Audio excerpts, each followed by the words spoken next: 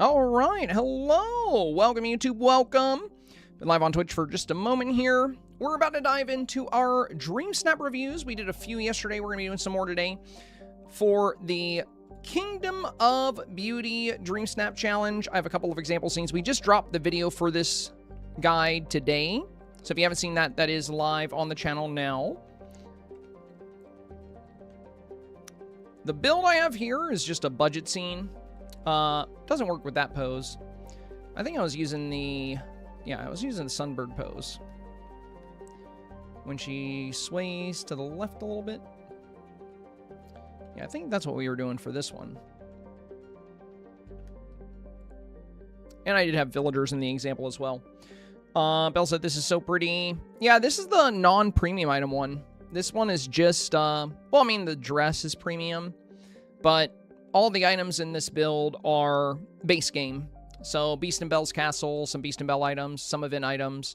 You know, nothing is from the premium shop that we featured here. And I do have a premium build as well. We usually do, you know, one of each just so people that are doing, you know, people that don't have DLCs. So there's no DLC items, no premium items. People that don't have that kind of stuff, I want to give them examples too, so they have some choices and some options and can see that you don't need all that fancy stuff to make a pretty scene. You know, there's a lot of ways to approach most challenges. Okay.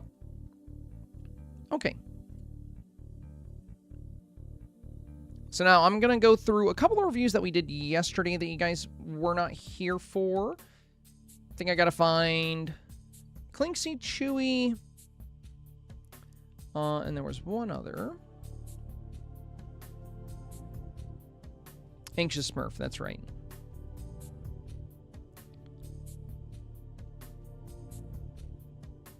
Give me 1 second here.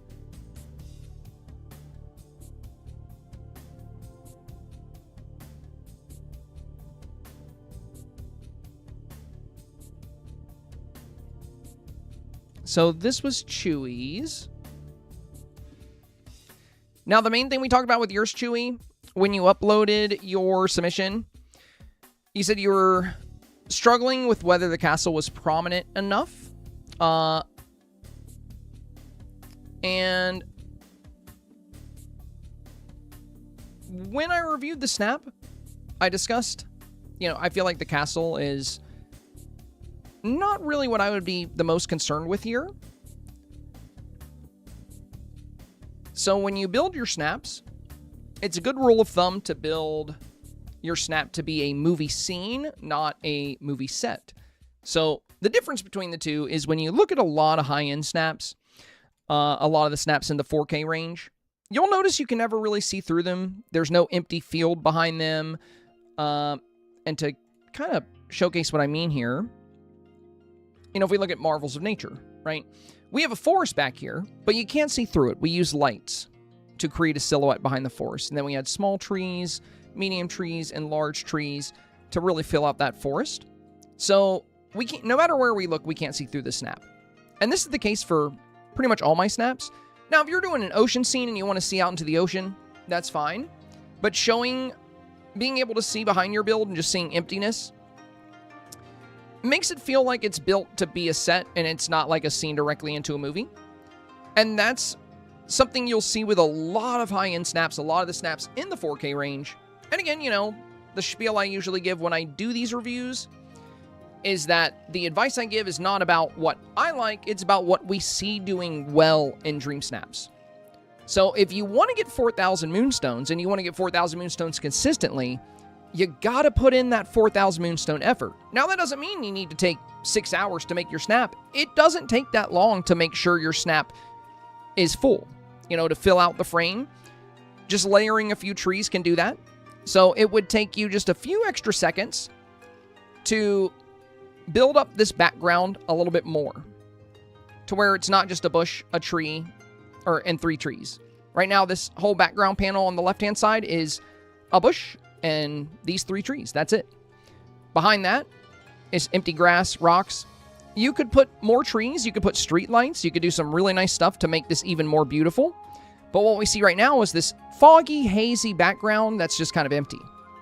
So I would be more concerned, and we see it here too, I would be more concerned with this than, you know, about the castle not being visible enough. It's a good centerpiece. We can see most of it. We can see most of the trim. So I wouldn't be too worried about the castle. I would be more concerned with making sure your scene is full and really trying to deliver on that movie magic. You know, you want to make sure your photo looks like it's a scene right out of some Disney or Pixar movie. Now, aside from that, balance is pretty good. I would try to get the balance a little better. You see how on the left-hand side you have a lot of space between this pole and the left side of the frame, and on the other side, a lot less space? If you angle your camera properly, if you set up your angle properly, you'll have even amount of space on both sides. You see how this steeple is blocked by the pole, whereas this whole steeple can be seen? Balance is very important within the 4K range. So making sure your scene is full, making sure your scene is balanced, all those things are going to be important. And for the pose here, I would try to turn the avatar a little bit more. You can have Eric turn a little bit too. But if we could see your eyes, you know how we can't see your eye color, and we only get a side profile?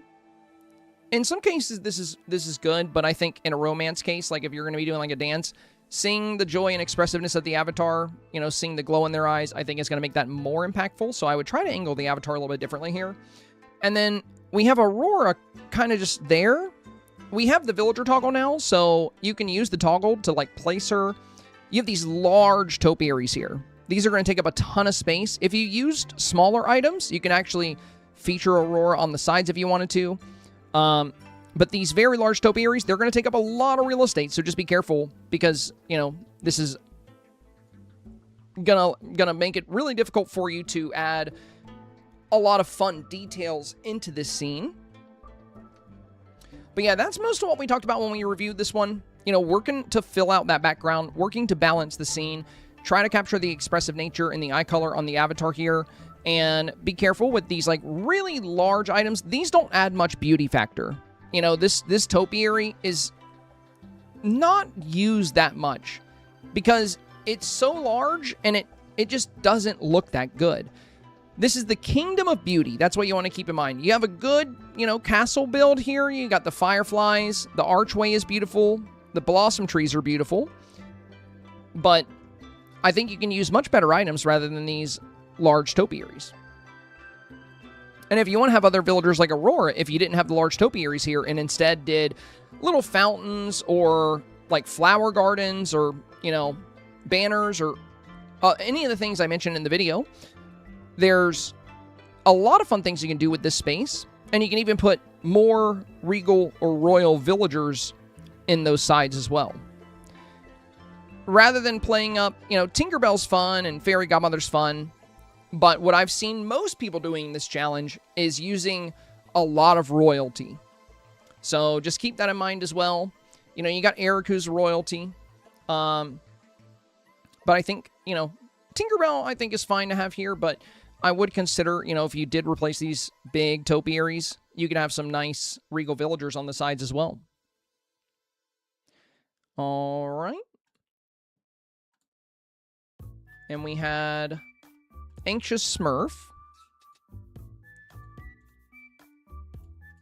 So you had two for us here, Anxious Smurf.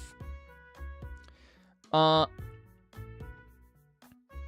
the main thing we talked about here, and it's too bad you weren't able to catch the stream because we had a lot of really beautiful snaps open, and I was kind of showing why I would recommend changing some of these things. So what we see doing very well each week in the 4K range, time after time after time, is, and you've heard me say this quite a bit, well-lit, vivid photos, colorful. So this castle is very colorful, and it's got its own color palette. The colors on this castle are green, pink, and gold, with a little bit of purple. You could play up those colors in the surrounding environments, but instead, what you've done is you have like we have the Cinderella castle here, which is a beautiful castle, but it doesn't really pair quite nicely with this. It feels very different, and it's also very pale. And then you have winter trees, which, you know, that's a lot of white here and a lot of white here. And then you have even more white with all the pathway. And you'll see, you know, what I mean about this when we get into some of the other snaps. I mean, I might just go ahead and open some of them now so you can have an idea of what I'm trying to communicate here.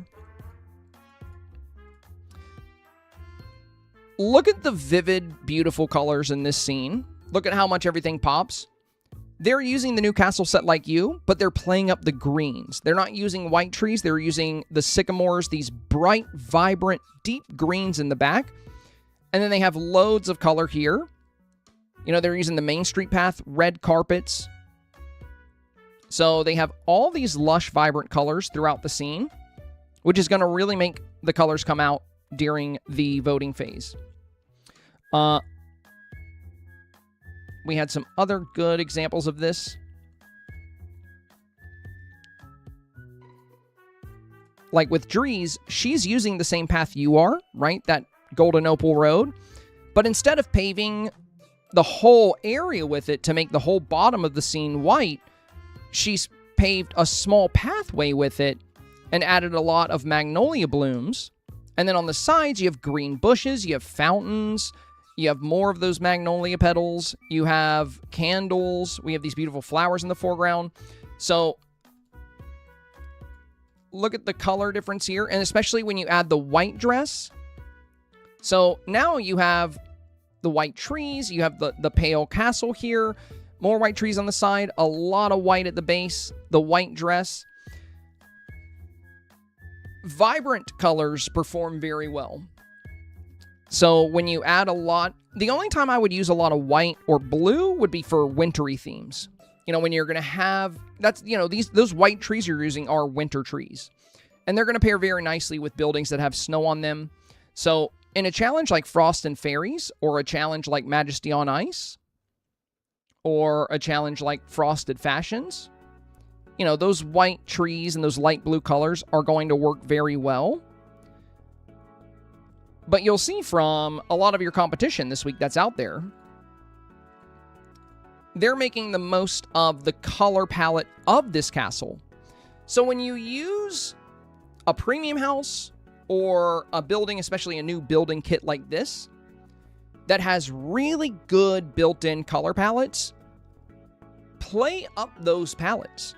It's going to make your snap more cohesive. It's going to make your snap more vibrant, and voters love that. We see that every week. We see, you know, if you look at the Beachy Bliss results, if you look at the Forested Book Nook results, if you go to the Facebook post and you scroll through all those snaps that were shared there, you're going to see about 90% of the snaps in the 4K range are flaunting very vivid, very colorful scenes. And it's no coincidence that that happens every week. The reason so many snaps like that are in the 4K range is because people like them. People vote for them.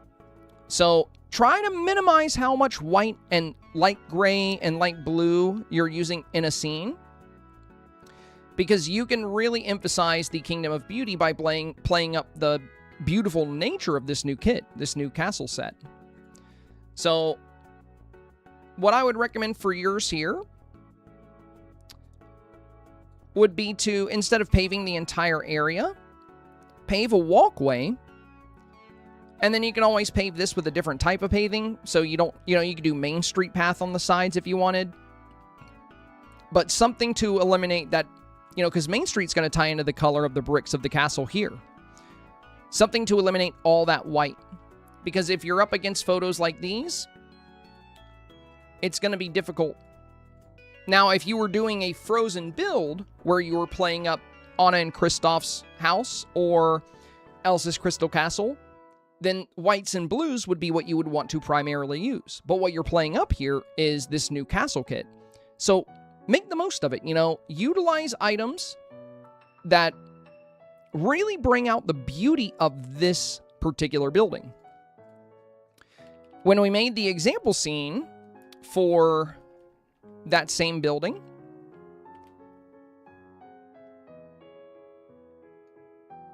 that's exactly what we did with this build. So you'll notice a lot of the stuff we have around in this example scene was chosen because it matches the color palette of the castle. So the castle has green roofs, and it has pink brick, and it has gold. So we have these gold lanterns on the side. We have these regal fountains with the gold trim. We have these green horse topiaries to match with the green roofs. We have these green bushes down here at the base. And then in the background, we have green sycamores paired with blossom trees. And we also have these pink rose vases. So we're really playing up the greens and the pinks and the golds to make the most of the natural beauty found within this kit. And then you can go a step further and add things like the Mushu fireworks, which give a bit of a pink sparkle. So now we have even more of that, you know, beauty factor that contributes well to this particular build. So my advice for your scenes here would be to try to limit the amount of white you're using. Again, you can use this path, but I would do like a smaller pathway leading to the castle. And then if you want to pave on the sides, you could do Main Street brick or, you know, some other form of pathing that has some good color, or you can just keep the natural grass if you're, but I think you might be in Frosted Heights because I see these icy trees in the back. So I guess you'll have to use some kind of pathing, but that's why you also want to be very particular with where you choose to do your Dream Snap. With this being built, you know, this castle kit is not really made for Frosted Heights. And I think you're in Frosted Heights because I see the biome trees in the back here. Like, if you want to do Frosted Heights, I would do Anna and Kristoff's house or Elsa's Crystal Castle. If you want to make the most of this house, it has the green roofs. I would choose a environment that plays up that, you know, those colors. Let's see. So we got Anxious Smurf. I think we need to look for maybe Clinksy. Do we get Clinksy?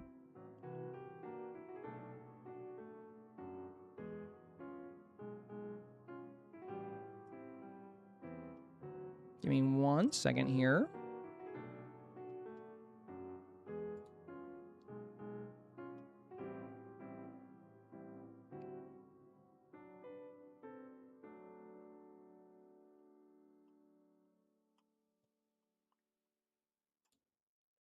Yeah, we saw, I think, yeah, we saw Chewies. So I just got to find Clinksy. There you are. Yeah, yours was very solid, Clinksy. When we discussed your snap, you mentioned you didn't know if it was too much or if it was missing something or if you were too far away. So when we discussed this one, I figured the reason you were far away or smaller is because you want to make sure you can see the castle. And I pointed out that you could always reposition the way you have your villagers and yourself. For example, you could get much closer to the camera, use the dragon pose to slide yourself to the left. That way you can still see this castle very well. And then you can put another villager to your right. So you're in the gold dress, Bella's in the gold dress. You could come up a good bit, slide yourself to the left with the dragon pose, put Belle on your right-hand side, and now we're also going to be able to see these beautiful circular mosaics you have descending down this pathway. But aside from that, it's a very strong snap. You got really good color. I would try to get a little bit closer. And even if you don't use the dragon pose and slide yourself, I do think playing up the natural beauty of the avatar is a very good play, especially with this dress. It's an absolutely gorgeous dress, very strong dress to use. So I would try to get a bit closer. But yeah, overall, the snap is strong. And you featured, you know, a lot of good royalty here. The petals look great.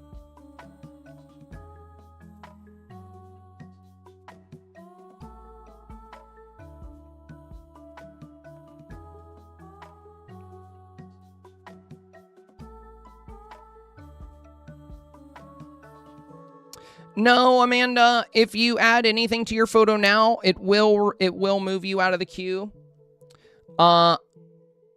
That's why, you know, I always tell you guys, don't rush to upload. Don't rush to upload, because if you know, if you check the rules, It says you don't want to upload until you're happy with your snap and you're ready for that review. But a lot of people will try to submit to get an early space in the queue and then try to upload later, like add additional photos. But just keep that in mind, you know, everyone will get a review, so there's no need to rush to get it in. If you're still planning on working on your snap, then it's best to not submit for a review just yet.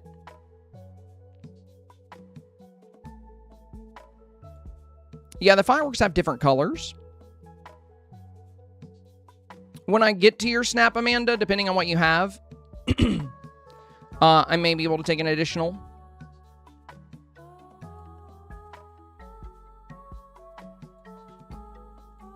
All right, we have Left Shark here. Beautiful colors. Very nice, very nice.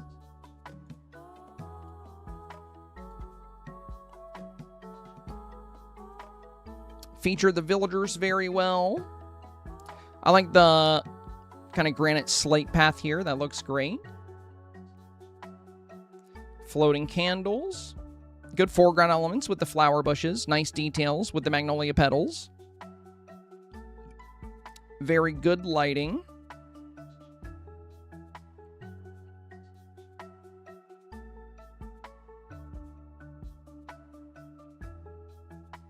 And got a little bit of firefly action back here.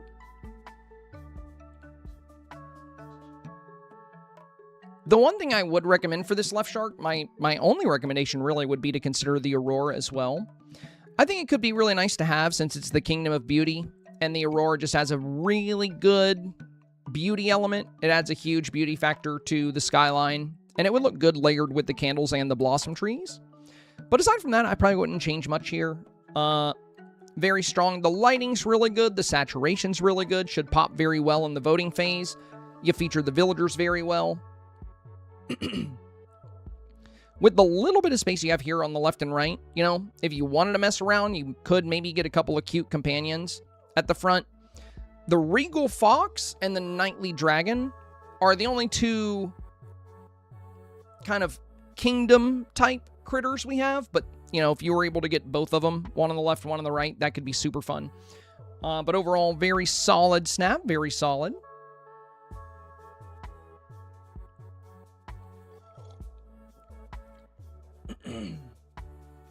Poppy said, hi, Semi. As always, thank you for the reviews. Got my highest rank ever last week, rank 89. So thanks for all the advice. I have 2 picks today. Very similar, just outfit change. As always, appreciate your thoughts. Okay. So we have this one and this one. Yeah, I would highly recommend going with the second option here. This one with the white dress, the white backdrop, the white marble. It's a lot of white. And, you know, the magnolias here are also a little pale.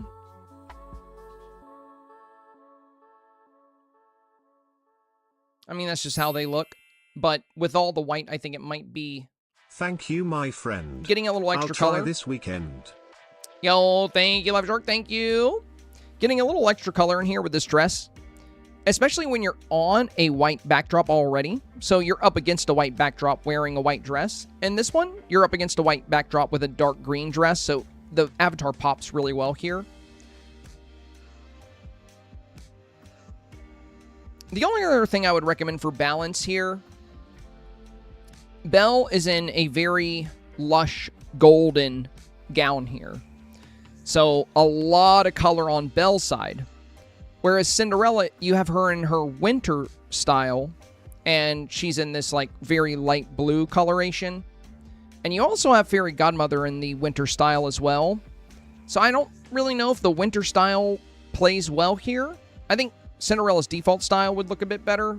It would make more sense in the environment. But on top of that, I would choose somebody other than Cinderella in general. Just if you're going to use this really vibrant yellow dress, I think you can balance that with a villager that also has a lot of color. So there's the new Ariel Dream style.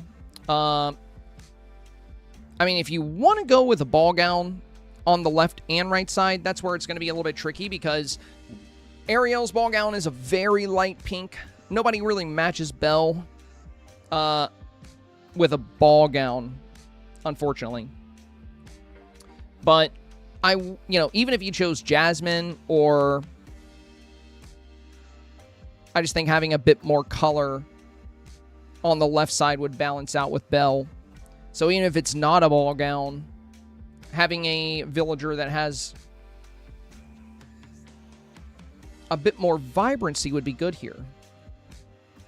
So like when we look at Left Sharks, we have this very bold pink on the avatar, contrasted against a dark gray backdrop.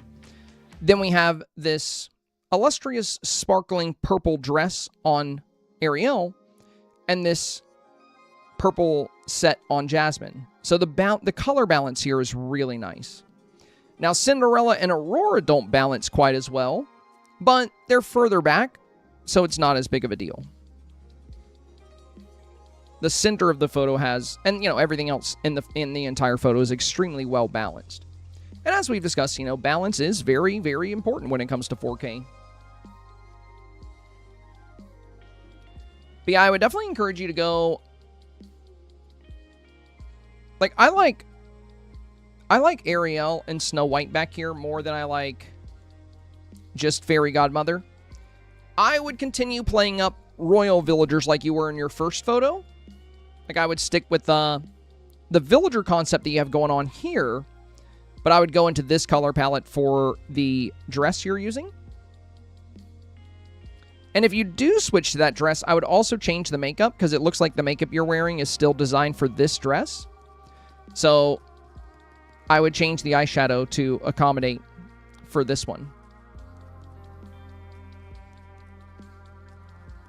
Yeah, kind of a blend of these two, I think, would be your best bet.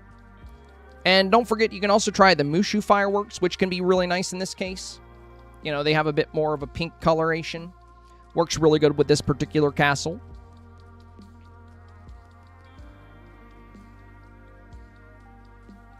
Overall, the build is solid. And you got a great backdrop behind the castle. Some good foreground elements. It might be a good idea to add a little bit of detail to this big walkway, though. You can use the round mosaic rugs. You can put those going down a column. You can have little candles on the inside of the path. You can add some magnolia petals at the base. But I would add a little bit of detail on your walkway. Whether it's with rugs, it could be with the new Star Path walkways that we got. You could put those down behind you. There's a few things you can do to add some really fun details to this path. That's just a handful of recommendations, but, you don't have to do any of those. You can do something else, but I just recommend finding some kind of way to add some kind of detail to this pathway, because it's a big central focus of the snap. And if you can get some more color and magic into this walkway, I think it would be worth considering. But yeah, background is great. I don't think you need to change anything with that unless you want to try the Mushu fireworks. You got some beautiful fountains on the side. We have the coach over here. You got the horse topiaries. So a lot of good things going on. And let me add Left Shark's donut to the goal. Thank you, my friend. Thank you.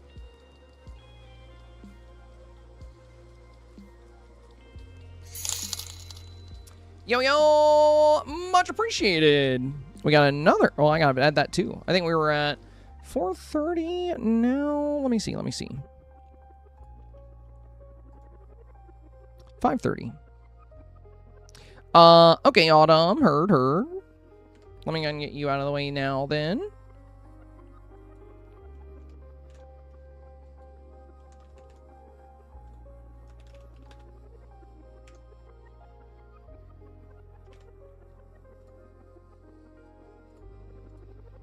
There we go. Katie, hello. Welcome.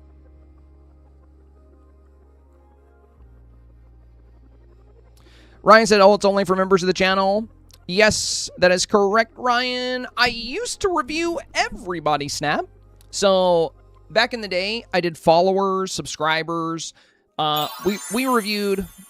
Hey, Lilu! Thank you, my friend. Thank you. Welcome to the Inner Circle. Much appreciated. That is very kind of you. I used to review everybody's snap, but it got way too busy. And I can't talk. It's not possible for me to review everybody's. So I tried. We did it for a couple of months, but more and more people came for these reviews with each passing week. And there were some streams where I literally just got so tired I was not able to stream anymore, and I still couldn't get through all of them.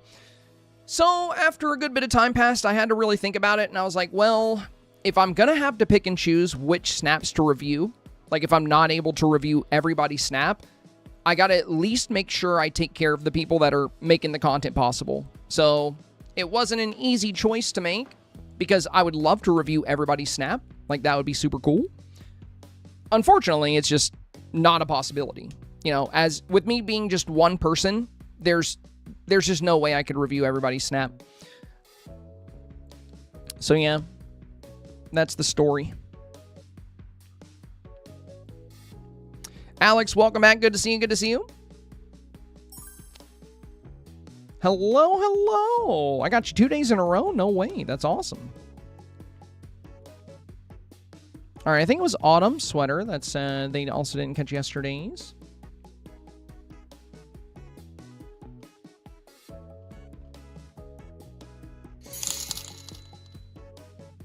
Jen, let's go. Thank you, Jen. Thank you. Jingle Bells coming in with the very generous bit bomb here. Appreciate the big 439. Got a 69 on the board. Thank you, Jen. Always so supportive. That means a lot.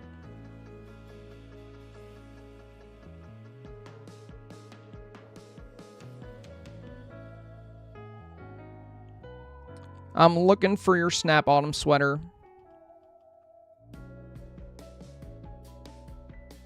There you are. Oh, yeah. Yeah, you had a couple of really fun submissions here. I remember exactly what my recommendation was for you. So, you talked about, you know, if it was risky to face away. One of the things I discussed with that was you can do really well facing away. One of my rank 2 submissions was actually facing away from the camera. So a lot of people believe, like, oh no, you can't face away, you're going to get punished for that. Not necessarily. It all depends on how you do it. Dang, Alex coming in with a $10 super chat as well. Thank you, my friend. Much appreciated, much appreciated. Let me pull up this example. There it is. So this got a rank 2 submission. And I'm going to update my goal here. Thank you, Alex. Thank you. Dang, Lilu coming in as a new member of the Inner Circle, and Alex coming in with the super generous dono. Thank you so much, you guys.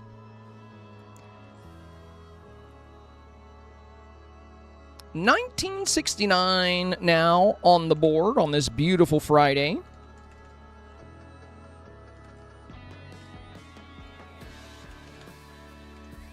Big goal number 189. All right, so you can, so what I was going to say here, Autumn, is you can definitely face away. You can, and get away with it, but the key to facing away in a Dreamsnap and having it still work would be 2 things. Number 1 would be theme, and number 2 would be storytelling. If you are going to face away, having some kind of character interaction is the best way to pull that off. So like me waving at, you know, Donald in his safari outfit as we hike through this jungle really played up the take a hike concept of the theme. And since this was a hiking theme, I wanted to face away to showcase this backpack because it was the best hiking item we really had. And it was also able to show off like the lures on the hat and some fun stuff. So, you know, it really worked out in this case facing away. Now, in regards to your snap here, like you're facing towards Eric and he's kind of fixing his hair, but he's looking towards the camera.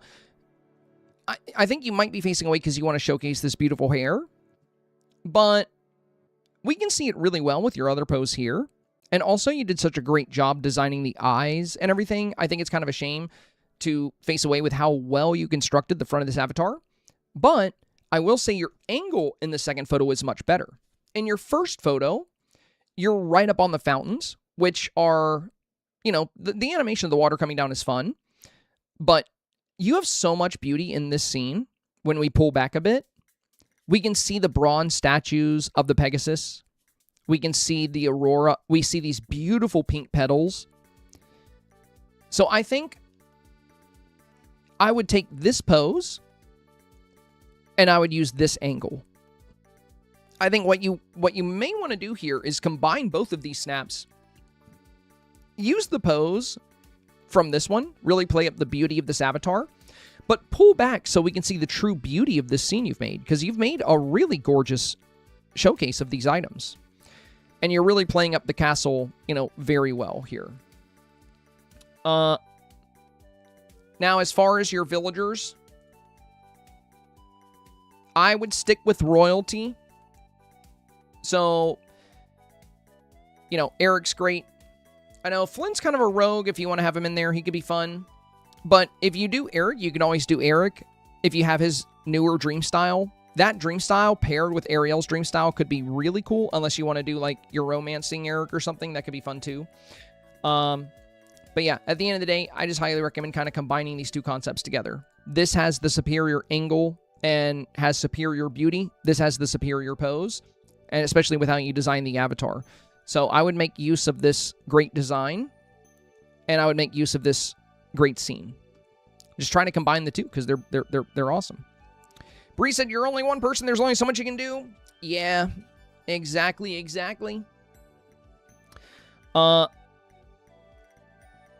There's, you know, like I said, it would be great if I could have kept reviewing everybody's snap like we did for a little while. It just got to where there was like no way. There was no way I could do it. So it was a tough decision, but you know, like I said, if I'm gonna perform these reviews, and I have to choose who gets them, it just makes sense to make sure that it's the people making the content possible. Now, if we have a week where not a lot of people submit, this almost never happens, by the way. But I've always said, you know, if we have a slow week where we get way less submissions and I finish early, I will take follower submissions. But just doing supporters, I usually have to stream several extra hours on several separate days just to get through only the supporter reviews. So yeah, there's like, you know, if by some miracle we finish and I still have an hour left, then I'll take follower submissions, but that has not happened once. If anything, each week we get more and more new submissions that we haven't seen before, or, you know, players that join the supporter family and get reviews.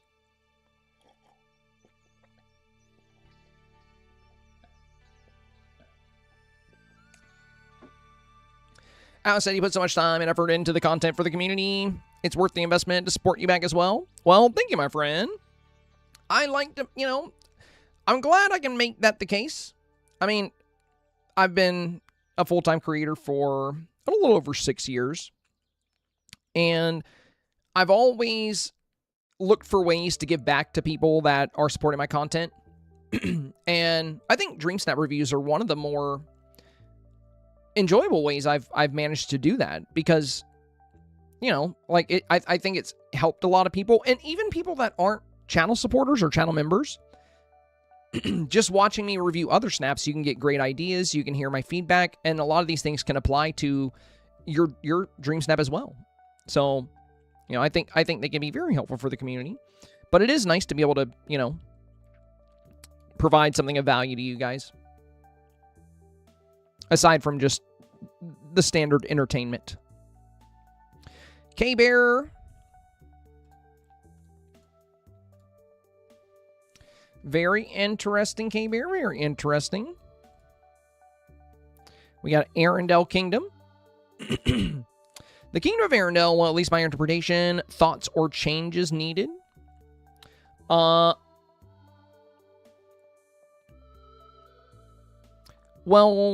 one of the first things I see are your bottom left and bottom right-hand corners. This is something I talk about a lot when it comes to Dream Snaps. I always encourage people to fill out those corners.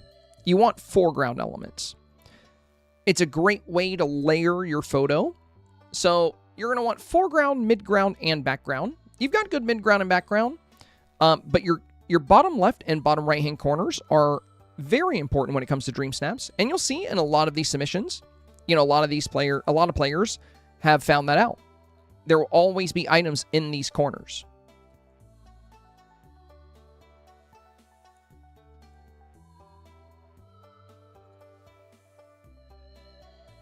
So as we look through these photos, you see it's a very common trend that the bottom left and bottom right-hand corners have some kind of item presence.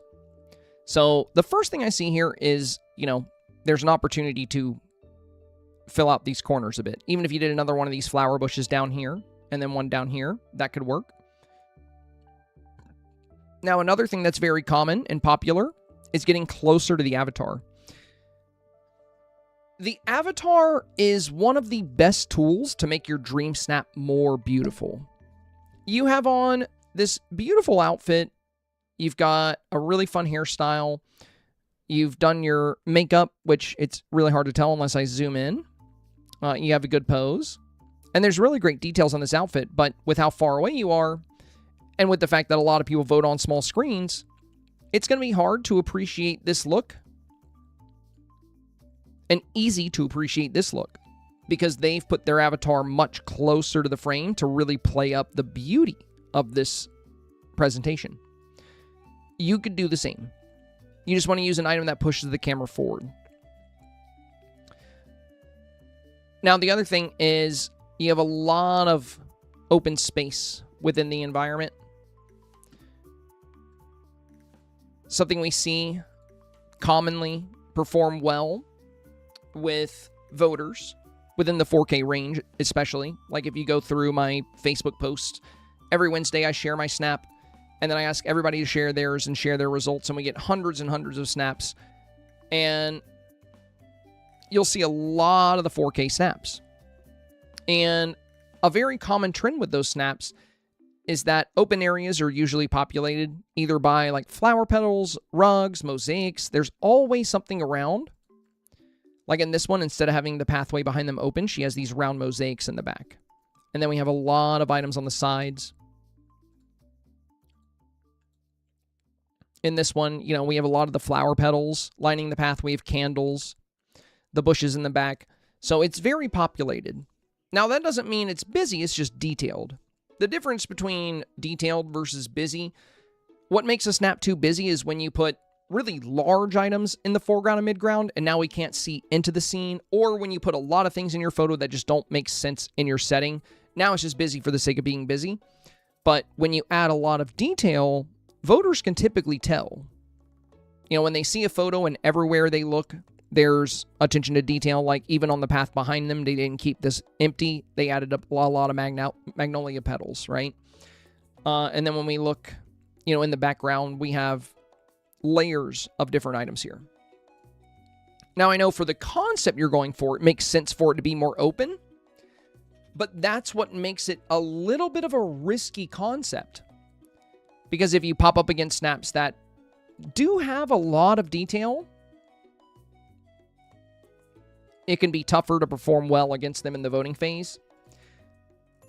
And with this challenge being called the Kingdom of Beauty, it's all about the beauty. So you got some good beauty elements here, like the aurora is going to be very nice. These icy crystals, the icy tree. But there's a lot of empty gray, which takes away from the beauty. So finding ways to kind of fill out this environment a bit more, I think would be a good play. Ultimately, how an Arendelle Kingdom performs is going to depend on what kind of voters you go up against. What's tricky with a build like this week is since this challenge is called the Kingdom of Beauty and it's all about beauty, there's a lot of castles in the game that reflect light. Like, you see how this castle, the gold trim of it is glowing? It's got a magical glow to it. It's really beautiful. And then you have this, these glowing petals illuminated over top the aurora.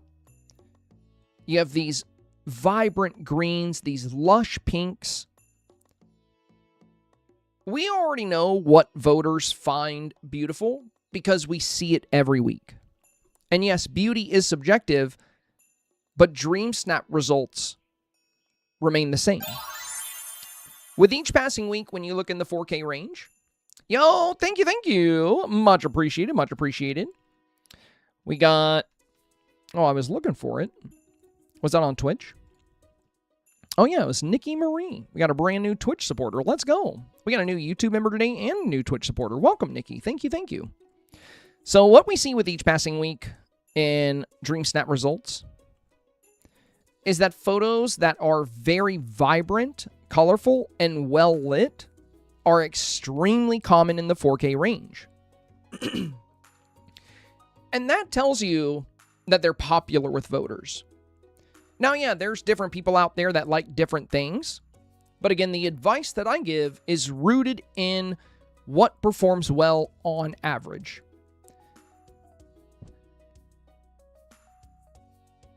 And when it comes to Dreamsnaps, if you look at the results for Beachy Bliss or Forested Book Nook or Marvels of Nature or Inside Out Weather or Desert Haven, snaps with vibrant colors, strong saturation, beautiful sunset lighting, they're what you're going to see the most of in the 4K range. Which is why for, whenever a challenge is more open-ended and you can choose a lot of different approaches, I'm typically going to choose the approach that allows me to have abundant, vibrant colors. You don't always have to do that. You can always step outside of the box, and you can still do well, in doing so.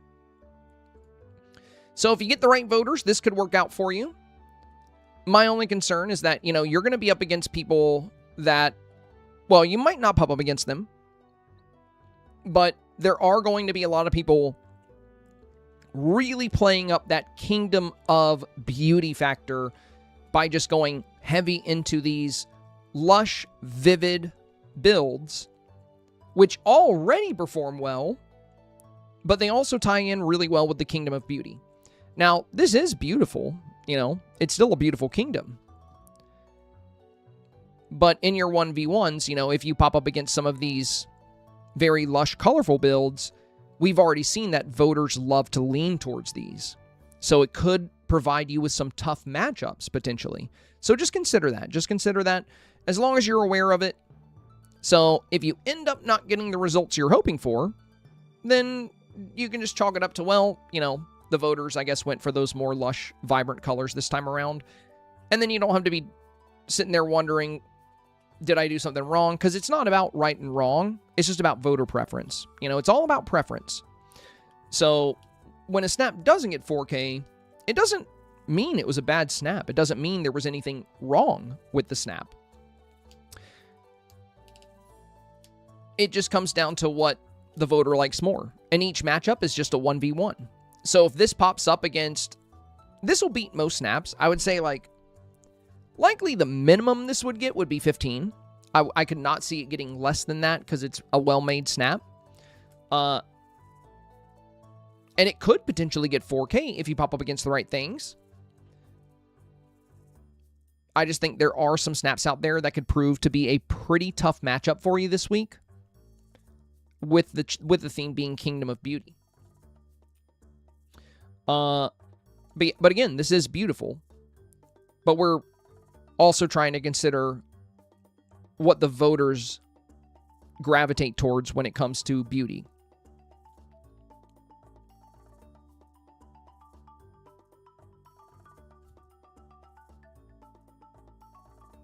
Wings of a Daydream says, wow, congrats. Just watching has helped my family so much. Wish we can contribute more. It's truly kind. All the work he puts in here. And kind of you mods for all our time as well. Yeah, we have some great mods here. I'm very fortunate. Very, very fortunate. Ashley, thank you. Snowdrop Miss there. Yeah, will you tag me in it? That'll be so much easier. Thank you, thank you. Oh, yeah, I remember Snowdrops. I remember Snowdrops. Yeah, you can tag me in it. And thank you for the bits, Ash. Almost halfway on the goal now. We'll do Lisa's, then we'll do Snowdrops. All right, Lisa is next. I didn't have a lot of time this week to work on my Dreamsnap, and I will not be able to make changes because I'm going on vacation, but I used Cinderella's Castle build and Wish Blossom Ranch and wanted to see what you thought of for future snaps. Gotcha. Well, we won't spend too much time on this because, you know, I'll just give you some food for thought for future scenes. Because when it comes to snaps, you know, they're really to put finishing touches in, but we can give you some advice that you can pay forward. So the biggest recommendation I have for this one would be your lighting balance and how you can fix that. Notice how we have great sunlight hitting these flowers, how we get really good colors. Like, look at the colors of these flowers. Now let's zoom out and let's look at the color of these flowers. So, unfortunately, all of this here, hey, we got a Prime sub as well. Thank you. We don't have any sunlight here.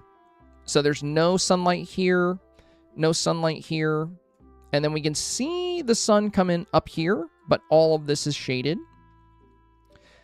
So remember, Lisa, when it comes to getting 4K, lighting is one of the most important things outside of theme. So making sure your entire scene is well lit. Oh, we got a little hype train coming in. Let's go. Making sure your entire scene is well lit is crucial. So we can see you got some light here, but then it stops right about here. And we got good light on the right-hand side, but a lot of darkness on the left-hand side. So if you had built this scene with the sun behind the camera, it would beam light directly in to the frame, and the shadows will be going back, but everything would be well lit. The front of the castle would be well lit, this tree on the left, these flowers on the left. So just keep that in mind when you build your snap. And also, you know, I would recommend connecting your walls. I think maybe put the gazebo kind of in between the walls here.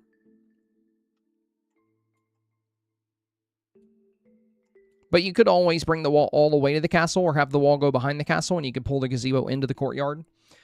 But yeah, just be careful with your lighting. Because again, you know, if you're up against snaps, notice how the shadows here are going backwards. Like the shadows are going back behind the avatar. The sun is behind the camera. And that's why everything in this scene is well lit. And we'll see the same thing in a lot of these other snaps. So you see this one, the shadow is going behind the avatar. That's why the flowers on the left and the flowers on the right are very vibrant. And it's the same thing with the trees. Like everything's catching a lot of fantastic light. And this is one of the most impactful things when it comes to Dreamsnap performance. Lighting is very important. So having that sun behind the camera, biggest thing I would pay attention to for your future snaps. And if something is casting a shadow into your scene, then you're going to want to move it or not build there. All right, let me see if I can find... Yeah, there's snowdrops.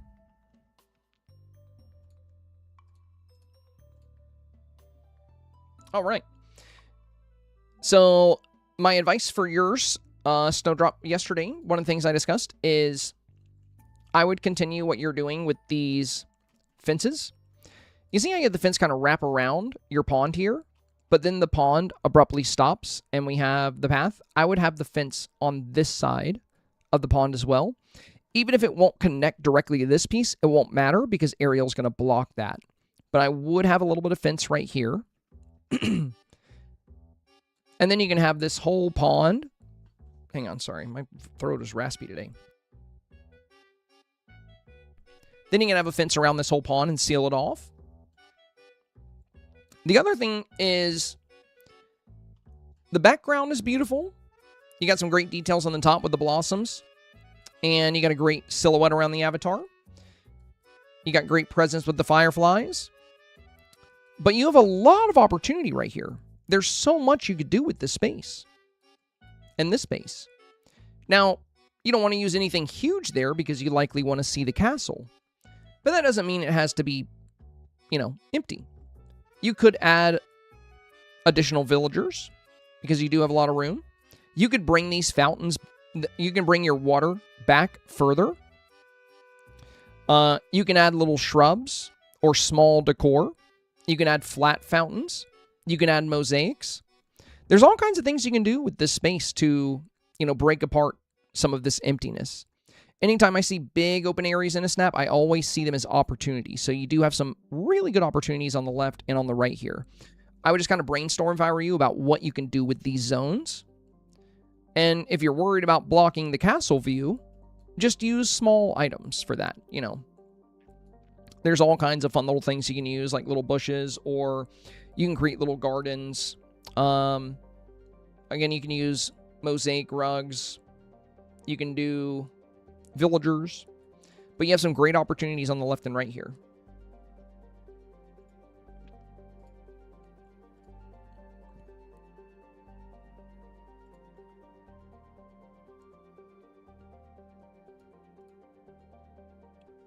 Bell B. Very nice. Absolutely love how this turned out. Hopefully it fits the theme. Thank you so much for the spectacular feedback. Appreciate it so much. Of course, of course. Very good job here. Yeah, I love the open gateway with the carriage in the back. Really good kingdom. Vibrant, lush colors. Good foreground presence. And seeing all the girls, like, angry and sad that you landed the prince is so funny. I really love a dream snap that tells a story. And then you have this little pose, like, you're really feeling yourself. You're like, oh, look at me. I'm the best. Snow White is really cracking me up, though. She's really having a rough day. Belle's glare. Ariel being out in the front, too, like in front of everybody, huffing and puffing, is hilarious. But yeah, this is really good. A super fun storytelling snap. And again, if you can find a way to tell a story with your snap, that makes it so much more competitive. Especially if that story is obvious. If you can make, if you can deliver the theme and clearly deliver some kind of story that elicits an emotion, whether it's, humor or sadness or joy,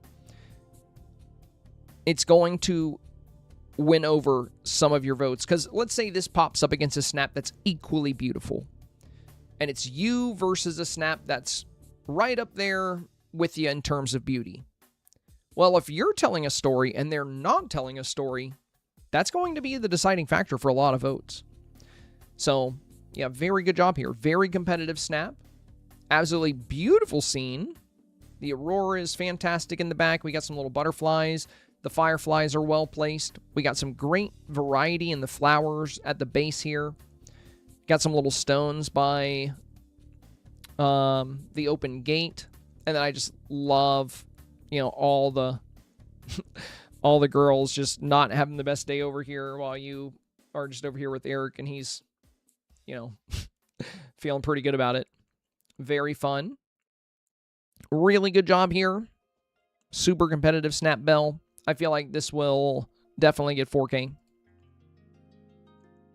Nicole, hey Samai, famous heading to Daytona on Friday. So this is my attempt to get something done quickly. I'm seeing a lot of close-up multiple princess shots. That is not really the direction I wanted to go, so I'm hoping my story comes through. Thank you for your thoughts this week, and happy weekend. Yeah, you definitely don't have to do a... I haven't seen too many where it's like a bunch of princesses up front. Like, this one features villagers really well. Which I think, if you're going to do a lot of princesses up front, I think this is the best way to do it because you can still see into the scene really well. But realistically, there's not that many snaps I've seen that has like a ton of princesses at the front. The challenge did tell us to include royal villagers. That's probably why you're seeing that. So people are going to showcase the royal villagers front and center. But as long as you can still see into the scene well, then it's great. And even better if you can do it while telling a story. So you have a little bit of storytelling going on here. It looks like you're holding the turtle as if it was like maybe a bouquet. I like the aurora pose here. That's really fun. We got a good horse in the back. Hey, hey, thank you, my friend. Thank you. Is that on Twitch as well? Looks like it. Tasha, we got another member of the supporter family today. Let's go. Thank you, Tasha. Thank you. 2 new supporter family members over on Twitch today, and 1 additional YouTube member as well. Thank you, guys. Thank you.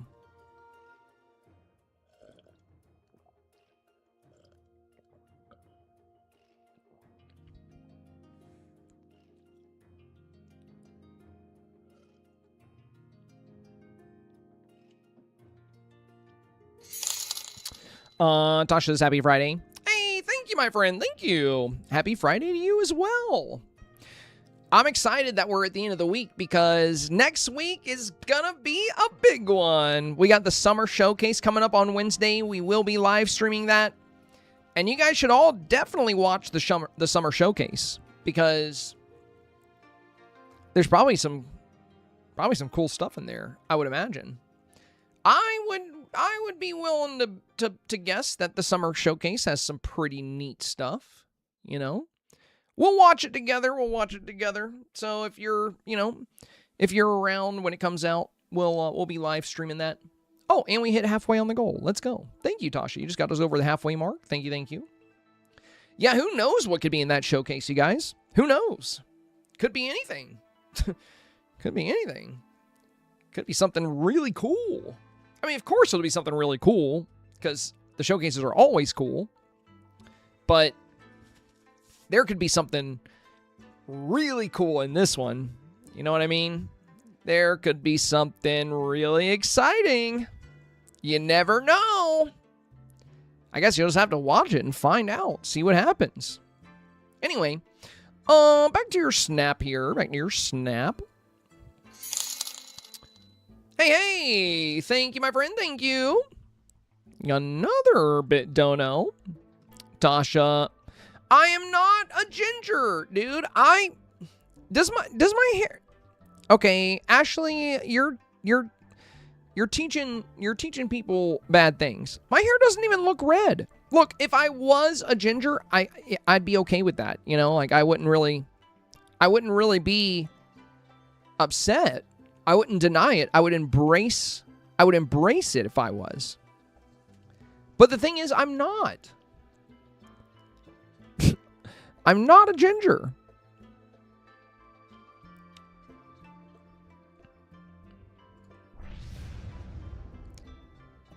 Does it?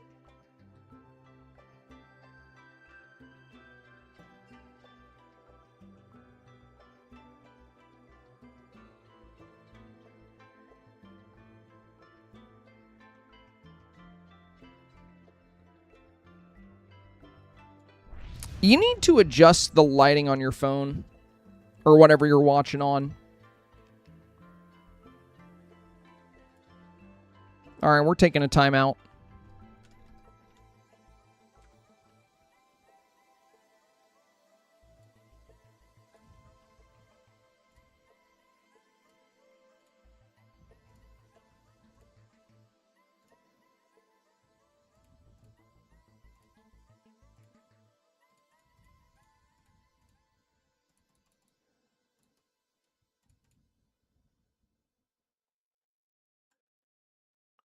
This is a photo of me, okay?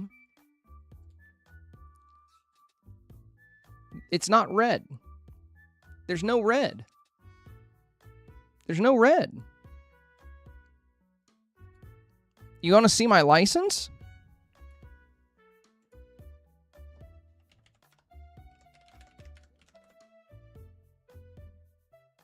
Let me go to my Instagram.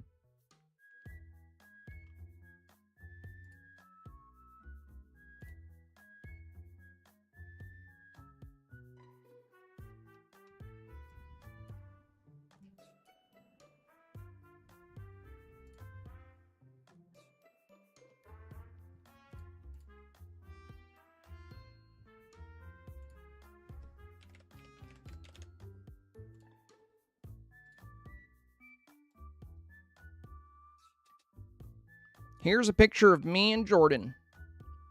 Okay? I'm going to save it as not a ginger.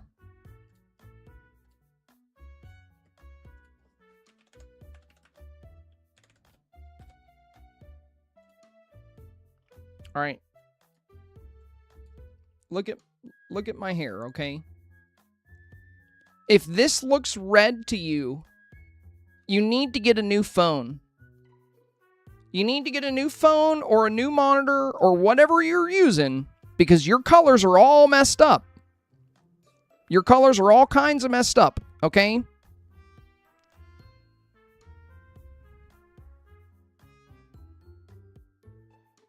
I don't know what to tell you.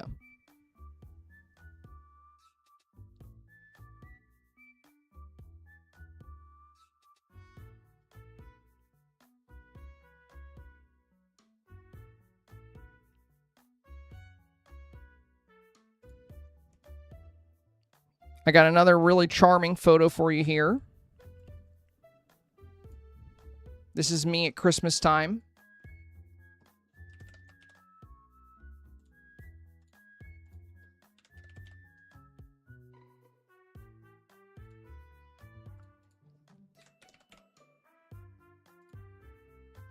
Yeah, look at that.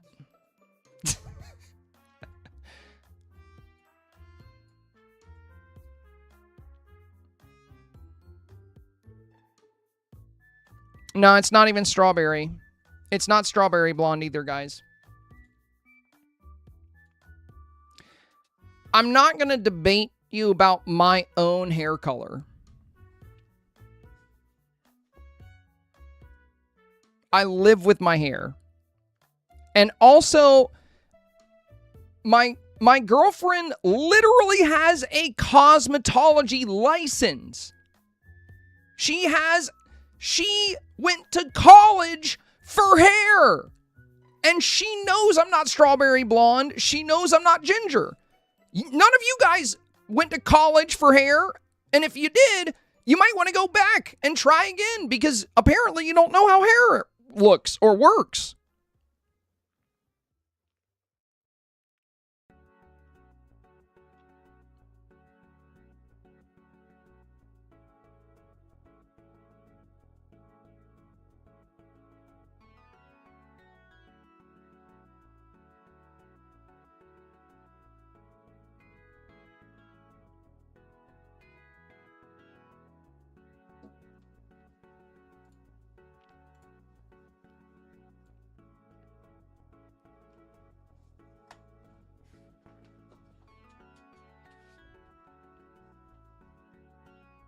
Now you guys are just trying to troll me. I don't even hate gingers. That's the thing. If I was a ginger, I wouldn't care. I wouldn't mind. But it's the principle. It's the fact that I know I'm not a ginger, and I know I don't have strawberry blonde hair.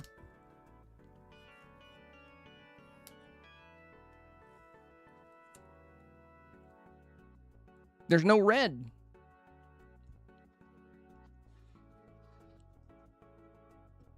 So I have nothing against gingers. If I was a ginger and you were like, "Oh, look, a ginger." I'd be like, "Yep." But I'm not. Yeah, there's only one ginger I hate, and that's Ashley, my head moderator. But that doesn't mean I hate all the gingers. You know, gingers are cool. Some of them, it just depends. Anyway, I said, thank God I'm not a ginger. I mean, I remember in high school, the head cheerleader of my senior year, she worked with me at Chick-fil-A. She was the cheerleading captain for my high school. And she was a ginger, and I had a bit of a crush on her. I thought she was like the prettiest girl at school. So, I've had a crush on a ginger. So you can't say that I don't like them. I think gingers are beautiful. And if I were ginger, I would be proud of it. But you see, I'm not though. I don't want to appropriate ginger culture. I don't want to appropriate your culture. That's you people. You people have your own thing going on, and I should not be...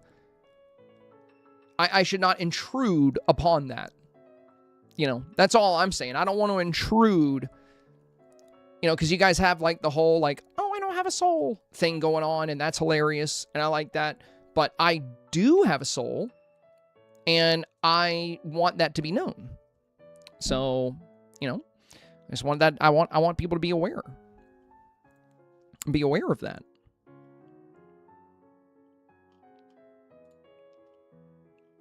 I can't embrace it if there's nothing to embrace.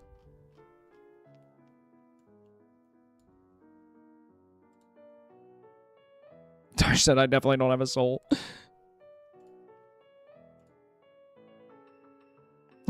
Sweet lady, she said, you people. You know, I mean, you know, gingers. You know, your group. Maybe I can word that better.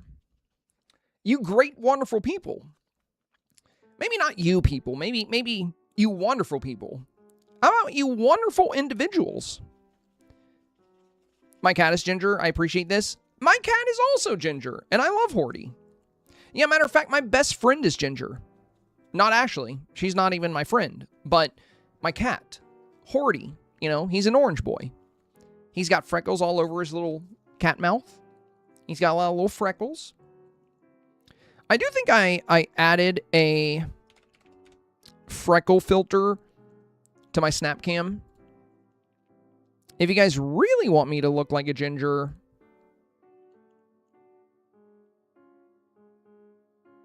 I wonder if there's a ginger filter that gives me red hair.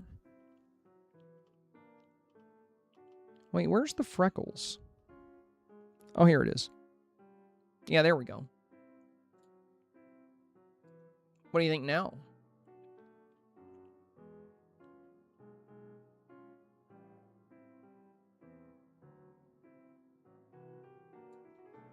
That works.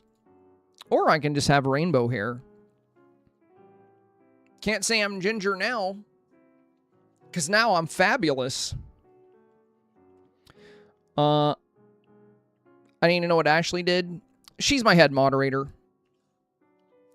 So she just gives me a hard time, like all the time.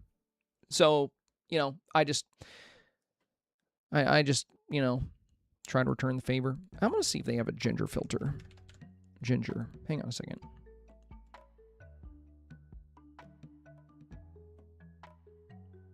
They have a gingerbread filter.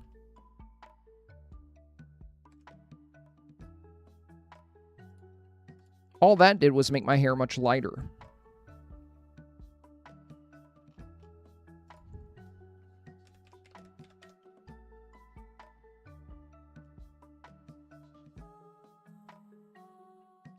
This one adds freckles.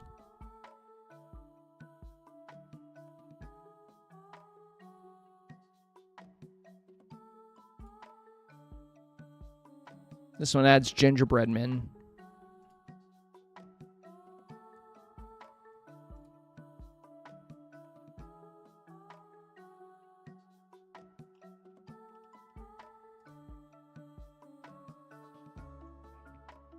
Now I'm a ginger. Now you can call me a ginger. It's just a different kind of ginger.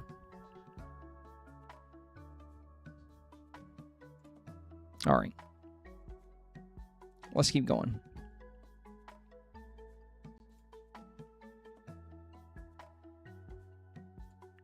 Okay. Oh, yeah, queso. Yeah, queso's great. Queso's funny.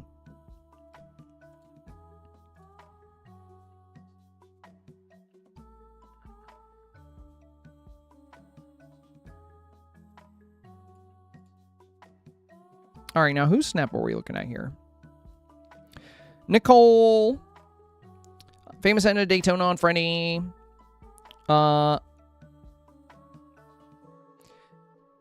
Yeah, you mentioned not wanting to do a bunch of close-up princesses. I mean, most of the snaps I'm seeing aren't doing close-up princesses. This is probably the closest I've seen to that concept.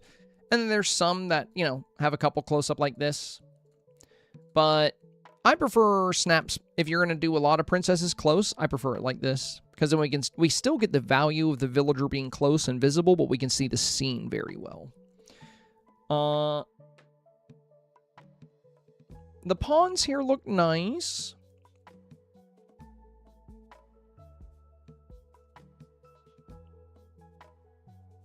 And if you're heading on to Daytona on Friday, I don't know if you'll get a chance to do any changes here.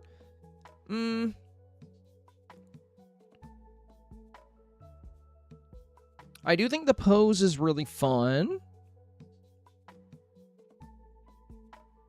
And I like the cards.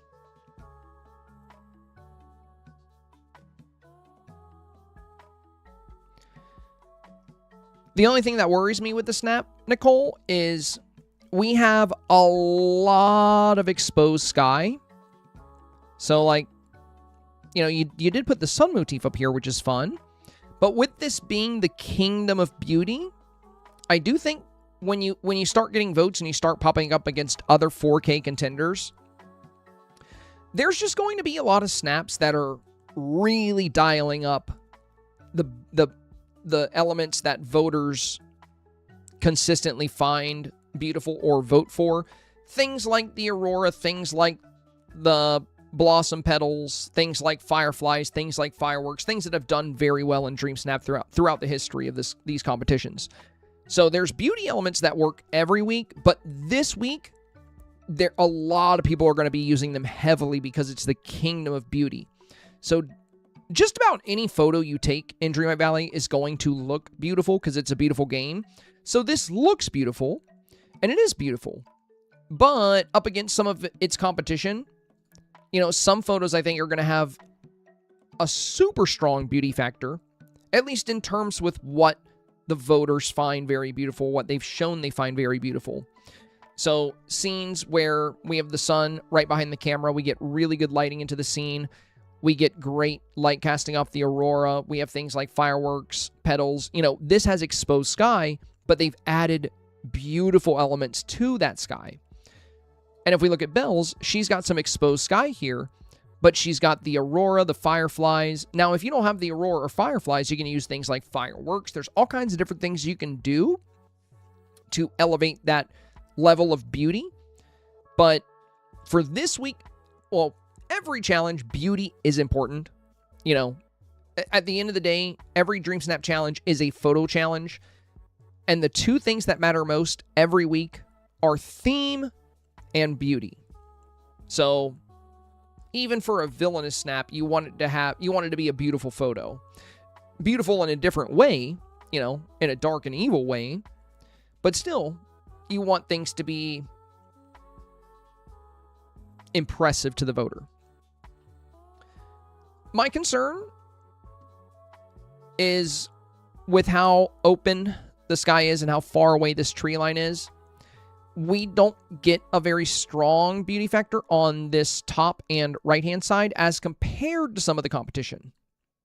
So if you pop up against some of these snaps, I think these could give you some trouble in the voting phase. So if you do have time to make any adjustments, bringing this tree line, like this fountain is so far away, we really don't need it here. If you were to, and then you have this tent back here, but I just now noticed it. I think it might be worth it to bring this tree line up a good bit and even get some beautiful trees arching up behind the castle walls here too. That would fill out some of the sky. It would add more vibrant colors. And you do have fireflies. So if you were to layer a few more fireflies along the top here and get them in the top side of this scene, you can have an effect kind of like this. But I would try to limit how much of the sky we're showing. And I would try to really play up the beauty elements this week as much as possible, because there's no guarantee you're going to pop up against snaps like this. But if you do, it could potentially cost you 4K. So I love the concept. I like the Night, the Bouquet, Aurora. You definitely don't have to do a shot with a whole bunch of princesses right at the front. I actually haven't seen that many of those. I'm mostly seeing beautiful kingdoms. That's what I'm seeing more than anything else, is kingdoms with a very high level of wow factors. You know, auroras and fireflies and floating petals and blossom trees. You know, this castle set has a color palette of gold, pink, purple, and green. And if you combine those colors into the setting, it can be very strong. Like, that's why it's really good that you chose these banners. They have the gold and pink. But what about pink blossom trees? The ones we got with these willows. You have the willow tree. You know, if you brought this tree line closer, and instead of this fountain, we had like a beautiful, you know, pink cherry blossom tree right here arching in the background. Now you're going to tie in the pink of Aurora's outfit. You're going to tie in the pink of the walls, the pink of the banners. We're going to bring some of that pink over here on this right-hand side. We can fill out more of the sky by bringing the trees much closer. So there's just some really great ways you could play up, you know, these colors even further and elevate the beauty of your kingdom.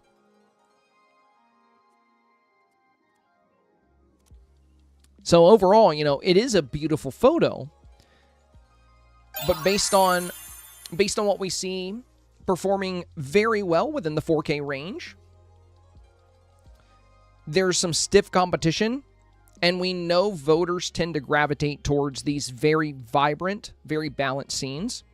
So I would recommend incorporating more of the color palettes from this castle and trying to eliminate how much open sky and open space we have here. But you can definitely keep the concept here because it's super cute. I think super fun. And we got Amanda here. All right, Amanda, since you only submitted one, you can submit another if you would like. Because I know you asked. Kim Summer, we got another, dang dude. We got 2 new Twitch supporters today. And now 2 new YouTube channel members. Let's go, let's go. That's awesome. So, Amanda, if you're still here, if you want to throw in, you can just comment your second submission on top of this one, since I'm on it now. I'll take a look at both of them.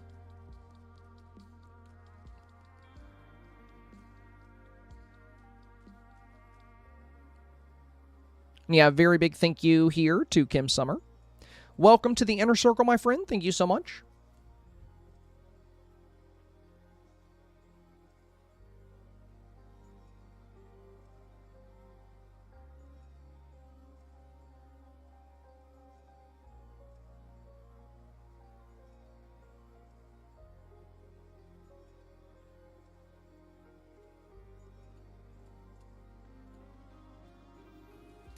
All right, very nice.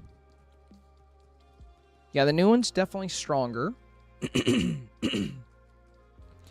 Yeah, in your original, you know, you have the white winter trees. So Cinderella's castle, very pale compared to the color balance here on the right-hand side, but then we also have the white path. So incorporating the darker path and getting rid of those white trees, this works very well with what I was saying on yesterday's reviews. We came across a lot of snaps, not a lot, there I think were 2 or 3, that were using the new castle set, but they had white trees, white path, white dress. And again, you know, what we see performing well in the 4K range are vibrant shots with a lot of color. They don't have to have like an insanely high level of color, but just keep in mind that, you know, white takes away from the vibrancy of the snap. You can use it. Some villagers are going to have white shirts. Some paths are going to be white. You just want to balance it carefully. But look at the difference it makes here when we alternate away from these white trees and this white path, and we lean into dark blue trees, dark green trees, and a gray path. It makes a big difference.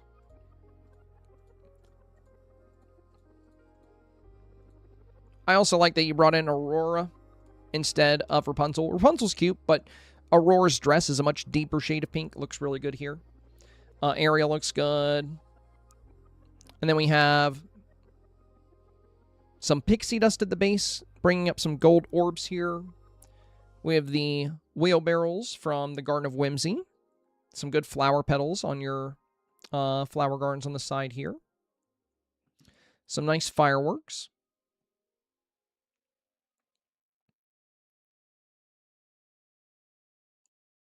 Overall, Amanda, looking really good. Great shot of your villagers. Good kingdom. And yeah, you've already fixed pretty much what I would encourage you to fix after watching yesterday's reviews.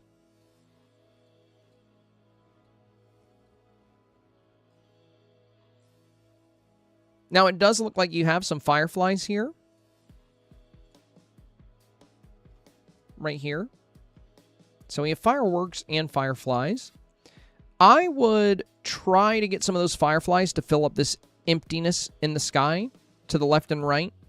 So if you can get some fireflies on this top left corner, get some fireflies right here and right here. Basically, that way you'll have a combination of fireworks and fireflies across this sky. If we go back to bells, you'll kind of see what I mean. So the deep blue of the sunset sky, paired with the aurora, paired with the gold orbs, just creates an absolutely beautiful skyline. And if you don't have fireflies, you can always use fireworks. You'll just want to try to layer them to where they're not overwhelming, but they still fill in that skyline to a degree.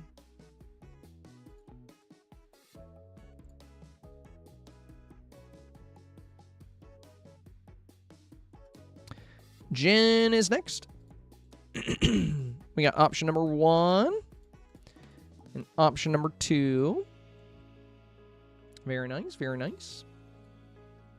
This is a very fun pose with this dress.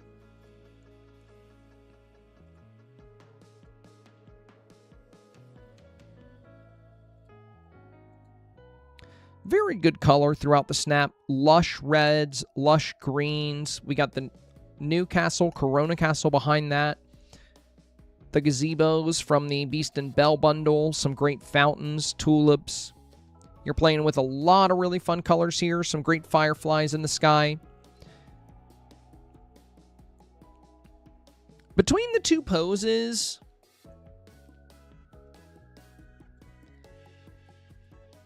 so I like this pose and this dress. I think it's really pretty, but the lights on this one are a bit much on the sides. They're kind of hazing out Belle. They're hazing out the color of the sky here.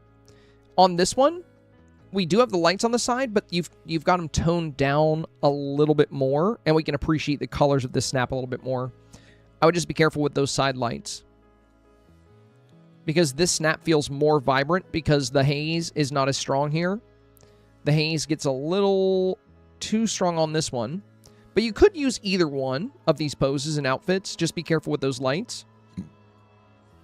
And the other thing I would consider, if you have it, Jen, would be the aurora. You know, with this being the Kingdom of Beauty, any kind of decor that elevates the beauty of a submission is going to be a great play here. And we see it in a lot of other snaps. If you have it, I know not everybody has it. I think you do, though. But it does look really great in the backdrop, and you do have a nice skyline for it, so it could be a strong use case for you here. But yeah, foreground is good, the gateway is good. I love all the colors in the trees here, fantastic backdrop.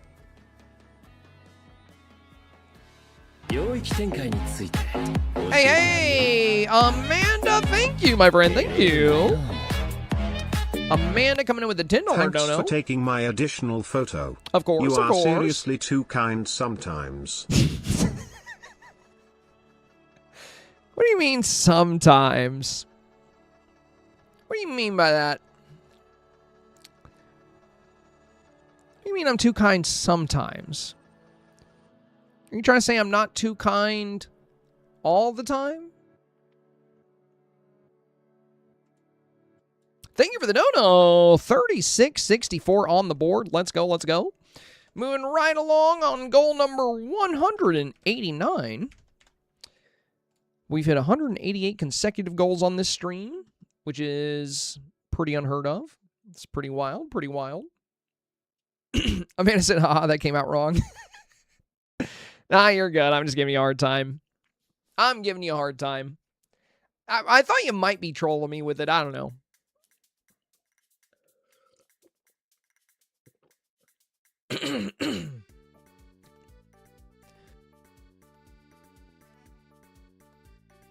I mean, to be fair, you know, it's true.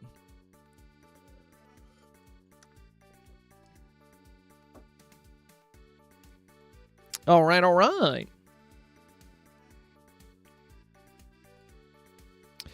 Plum Bob is next. I made 3 different scenes for this challenge. Can't decide which route to go. Dang, 3 different scenes. Oh, that's really pretty. I love the way you did the colors for each. This is actually really good. The gold and orange notes for the Belle dress. The red and pink notes for the ribbon dress.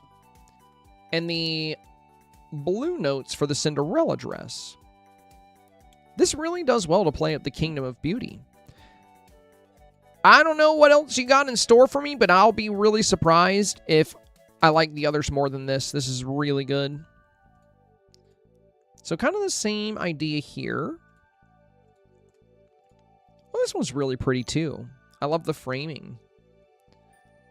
I like the red. I like that you're using the hanging lanterns, but you're not showing those like awful black trees, you know, because they kind of leach the color out as well. The horse topiaries arching over the door with the Cupid. A very tiny detail, but beautiful nonetheless. I really like this. I think this has a lot of potential. Very likely a 4K photo. This is probably my least favorite of the 3, but still would, I think, have a great shot at 4K. But compared to this and this, yeah, the middle one, I don't think can hold up against these two. Now, again, I really love the framing of this. I think you did a great job with the wheelbarrows at the base, the magnolia trees coming up along the sides, the lanterns hanging down. Absolutely gorgeous view, gorgeous scene. But I really enjoy the way you set this one up. The balance of it is very nice. The swans in the middle. And the way you've color-coded each of these sections. Not to mention, even on the Cinderella side, you made sure not to use too much white. You're using a lot of the dark blue to kind of bring out the castle colors. You have one of the white winter trees here on the edge, but there's more of the dark blue right here as well. And then we even have some of the pink petals here. So, I mean, really, I think you're pretty safe to go with either one of these options. I think they are both practically guaranteed 4K, but I do think this would be the better of the 2 choices. I think this one is going to deliver an extremely strong wow factor. It approaches the challenge in a super unique way. This new castle has a great beauty factor, and the way you set this scene up is very strong, but I do think we'll see this castle quite a bit. What I haven't really seen yet is a trifecta color split scene like this. This is really impressive, very good delivery, and I think it really encapsulates that Kingdom of Beauty concept we're going for here. The items you're using are really creative, like, you know, the floating candles on this side, the Beast and Belle gazebo here, and then Belle's castle paired with the yellow trees and the orange. Everything comes together very nicely here. You have those yellow flowers from the Forgotten Lands, and even some yellow flowers just to the right of Belle. And then some pixie dust, you know, right behind the swans. The blossom trees, the magnolias, the red Japanese maples with the pink castle in the middle. And then the Cinderella items, you know, paired with the blue glass flowers, the luminescent flowers, the white flowers. Like, you're just playing up the colors for each build very well. So, yeah, I love this. If you really like this one, you're pretty safe to go with it and still get 4K. I highly doubt this would get less than 4K. But I do think this has the potential to rank even better. But yeah, they're both great shots. Both fantastic shots. Very, very well done. I wouldn't really advise any changes on either one of these.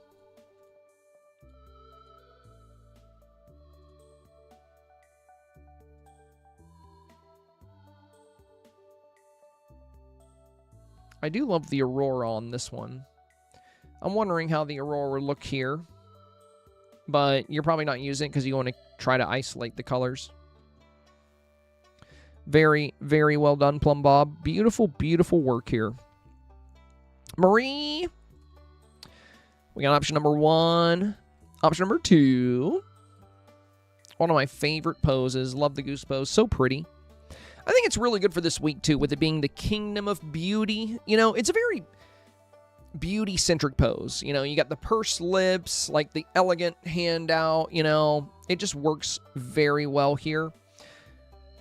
Now, for a close-up scene where you're using the new castle very close to the camera, where you're not going to have as much space to decorate, I think you did a very good job with this. Sometimes when you play your buildings this close to the camera, the scene can feel a bit empty or a bit underwhelming. It doesn't carry a great beauty factor, but not in this case. Not in this case. I think you did a great job here. I think what really helps with that would be the blossom trees in the front here, paired with the horses. Now, one thing I would do is you have both your horses facing to the left. I think they should face each other. So you have this horse facing this way, and then you have this horse also facing that way. It looks like they're both trying to do the thriller dance. So if you have them face each other, they would feel more like a organized topiary kind of situation behind you. And I think that is going to look really good too, because the blossom branches come in together and connect behind you. So if both of the horses arch up and their little hooves are also coming in, I think that's going to balance out the scene very, very well here. The only other thing I would recommend is you do have some opportunity on the path here. You have these flower bushes. Maybe put a little bit of magnolia petals around these just to add some extra detail onto your path. Maybe add a little bit of pixie dust at the base of the frame to get some little gold orbs coming up into the scene. Don't put it to where we can see the pixie dust piles. Just have them slightly out of the frame so the gold orbs rise up at the base. That'll pair nicely with the gold orbs of the fireflies at the top of the scene. But yeah, the silhouette matched with the, and also, you know, if you turn this horse around, you know, I know your arm will cover it as well, but getting those hooves into the silhouette is really nice. Very beautiful here, Marie. Between the two, I'd go with this one. I'm kind of obsessed with this pose right now. Chica submitted 2 different pose options. Thanks for the review and recommendations. All right, we got option number 1 and option number 2. All right, we got some good light coming in, but it doesn't look like you adjusted your saturation at all. As we've discussed, you know, voters love vibrant, vivid, colorful scenes. You've got enough color and you've got enough light. So if you cranked up the saturation just a little bit, you'd have an easier time competing against photos like this. Look at the color here. This is what we see a lot of in the 4K range. Now, you don't have to go crazy with the saturation. You know, you don't need to crank it all the way up to, you know, 9 or 10 or even 5. But if you just take the saturation up to 0.2 or 0.3 in combination with the sunset lighting, you're going to get a very lush, very vivid scene where all of these colors are going to come off nice and vibrant, kind of like we see here. So you've got great colors here. Let's try to bring them out a little bit more. And yeah, I would take it up maybe 0.2, 0.3.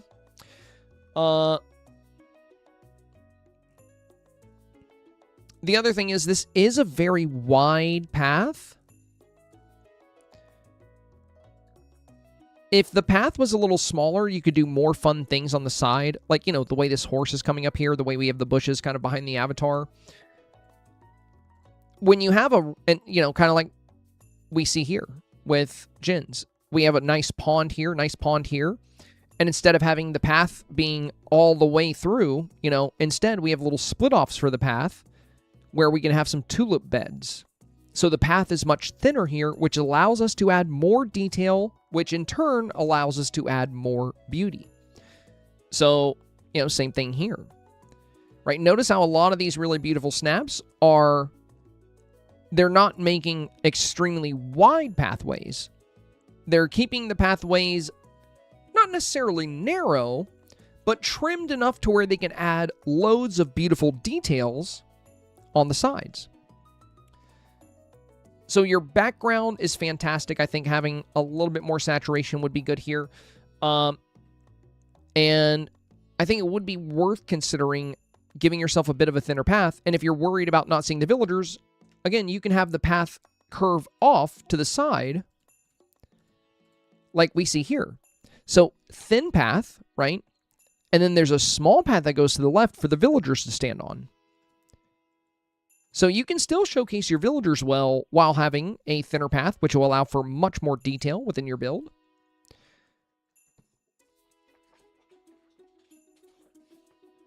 I think it would be worth considering because it's going to tone down how much of that white we have at the base of the scene. It's going to allow you to play up these colors that the castle is made of a bit more, especially green if you show more of the grass, more of the plants, bushes, topiaries. But yeah, the background is fantastic. The aurora looks good. As far as your two poses, you got the dragon pose here, which is fun.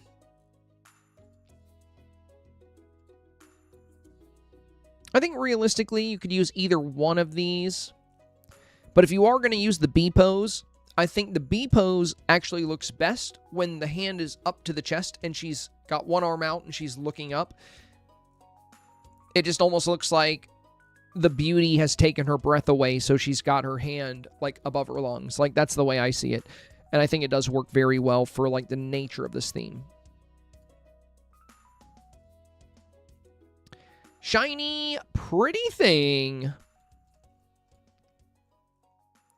Alrighty. A fun action shot here. So right away, shiny action thing, there's one thing I noticed that could potentially hold this back depending on what you pop up against. And it's the most important thing when it comes to Dream Snaps. Lighting. So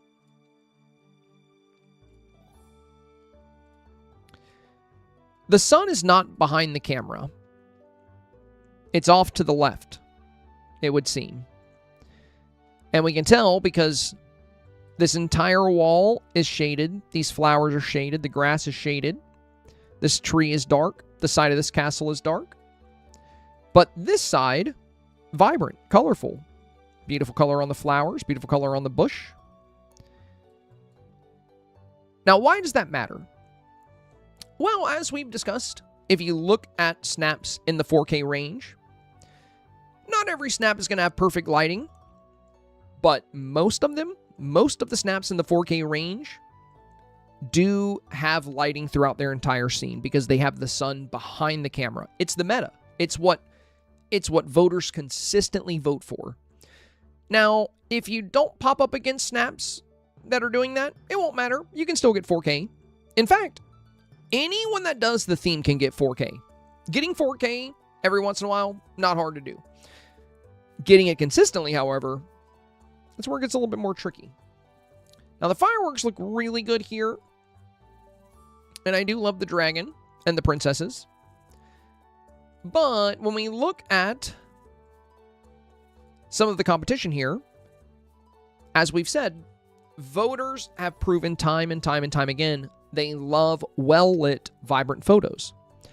The sun is behind the camera here, and the sun is your spotlight. It's your photo spotlight. So when you build your scene, you want to build your scene facing the sun, unless you're going to have the sun setting in your image.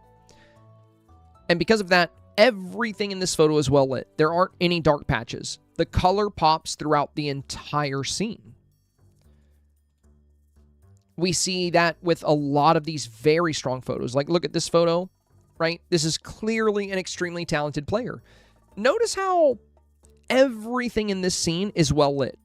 Not just one side, not the right, not the left. Everything. The sun pours through this entire scene. We see the exact same thing here. The sun is right behind the camera.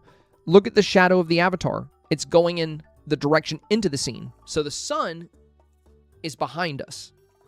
That's why everything here pops visually. That's why everything is so well lit. That's why all these colors are really coming out. And if you pop up against players that are doing this,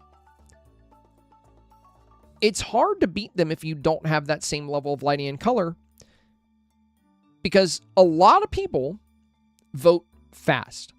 They open up the tab. They're just there to get their 50 moonstones, and then they're going to dip. They're on a small screen. They're playing on Switch. They're playing on Steam Deck. They're playing on ROG Ally. They're playing on Apple Arcade. They don't get moonstones, but still. They're there to get their voting rewards and leave. And when 2 photos pop up, if one manages to catch their attention right away, they're very likely to vote for it. And the best way to capture attention on these small screens, or just in general, strong lighting throughout your entire scene, vivid colors. So you've made a really, really fun little scene here. By no stretch of the imagination would this be a bad snap. It's not. I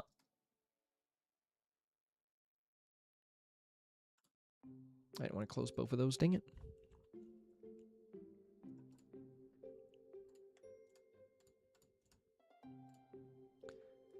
But the biggest recommendation I have for you when it comes to Dreamsnaps, you're doing a great job with the fireworks, filling out your sky. You've got some good details in the build. But if you want to see good, consistent performance, take note of what a lot of these consistent 4K earners are doing. Why are they all putting the sun behind the camera? Why are they all doing that? Why are they all getting 4K each week? They're doing it because they know voters like it, and they're getting 4K because they're right. They're right that voters like it. So keep that in mind. When it comes to getting 4K, it's not just about making a good photo. It's about winning votes. So you want to appease the voters. And if they like well-lit photos with very strong lighting and vibrant colors, then delivering that means you're more likely to win them over.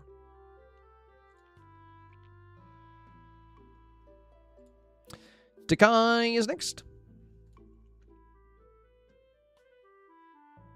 All right, good, Aurora. We got a nice scene of the princesses here. We got some green planters at the base, some water on the sides here.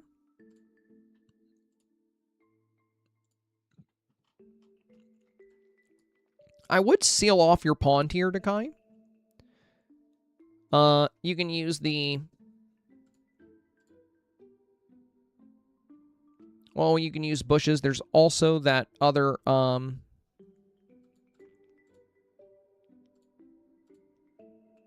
other fence if you have it. Really good fence for the ponds. I know it came up earlier. Yeah, this fence right here.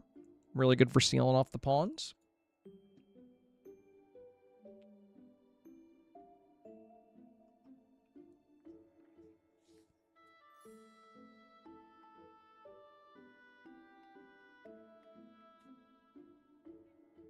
And yeah, everybody looks like they're having a good time.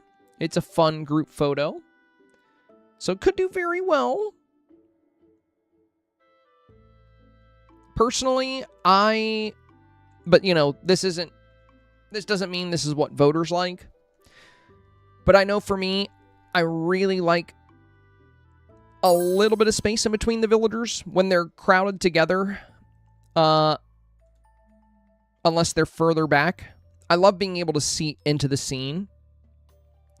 Now, luckily, we can see in your scene very well, but I like this a bit more, where there's a bit of space in between each, and we get really good scene visibility, because then we can even get some great beauty out of the path and the route back. We have this fountain back here. We can see the tulips on the sides. Having everybody... You know, this makes it where your path has to be very wide at the front. And I know this has been a popular play this week, so it'll probably do all right. People probably appreciate seeing all the villagers together. But I have a sneaking suspicion that what's likely to perform very well, or even better than shots like that, would be shots that feature the avatars close, just like you're doing, but give enough space to where we can still see the build well. We'll see about it, though. Might not, you know. You never know what's going to be in the top 3. But I would say my guess is most of the shots in the 4K range are likely going to have good visibility into their scene. And we do get that on the sides.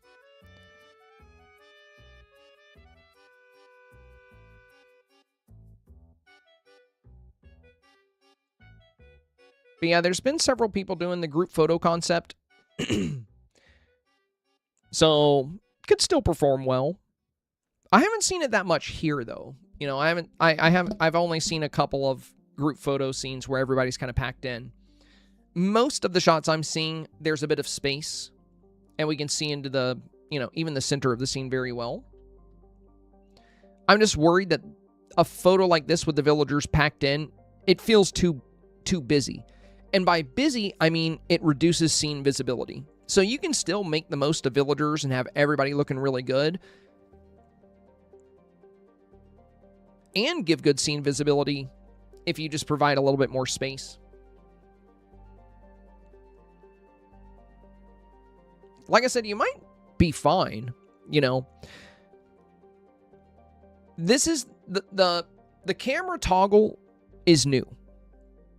So we haven't ever had a lot of data on how photos en masse perform with a bunch of villagers packed in the front middle.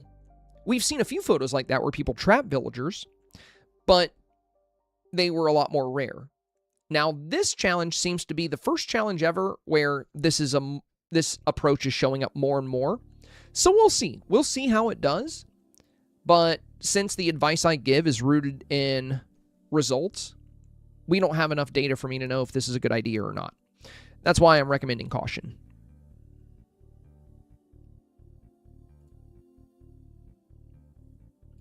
Alex is next.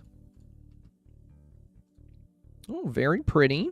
Really loving the character placement ability. Quite happy with my first official Royals challenge. But as always, I appreciate suggestions and any feedback to strengthen it. Okay. Well, really good shots of Eric and Ariel. Some good pixie dust here down at the base. Get some nice sparkles. Nice little rainbow on the side. Good aurora. Good color and saturation. I like that everyone's interacting. Like we have Beast and Belle being super cute together. Cinderella bowing to Aurora.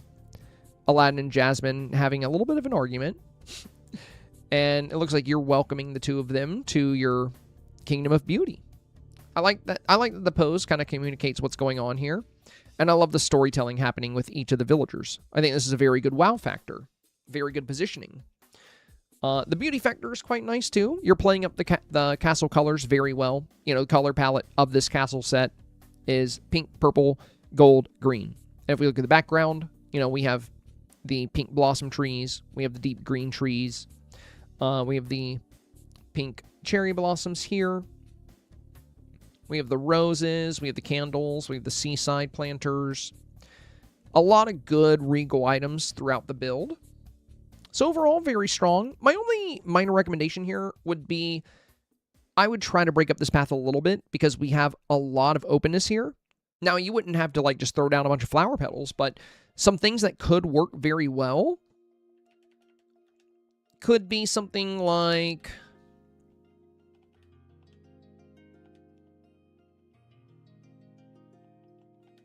the new ancient walkway. Your path is a bit wider than this, I think. But this could look really good to add some details into your walkway here. And it'll break up a little bit of that white so it doesn't look like as much open space. I think even in this case, it looks a little bit better.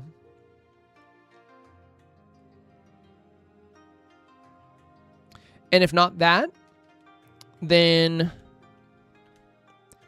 you can always do mosaics. So there's the mosaic of friendship. You can have a few of those being layered back.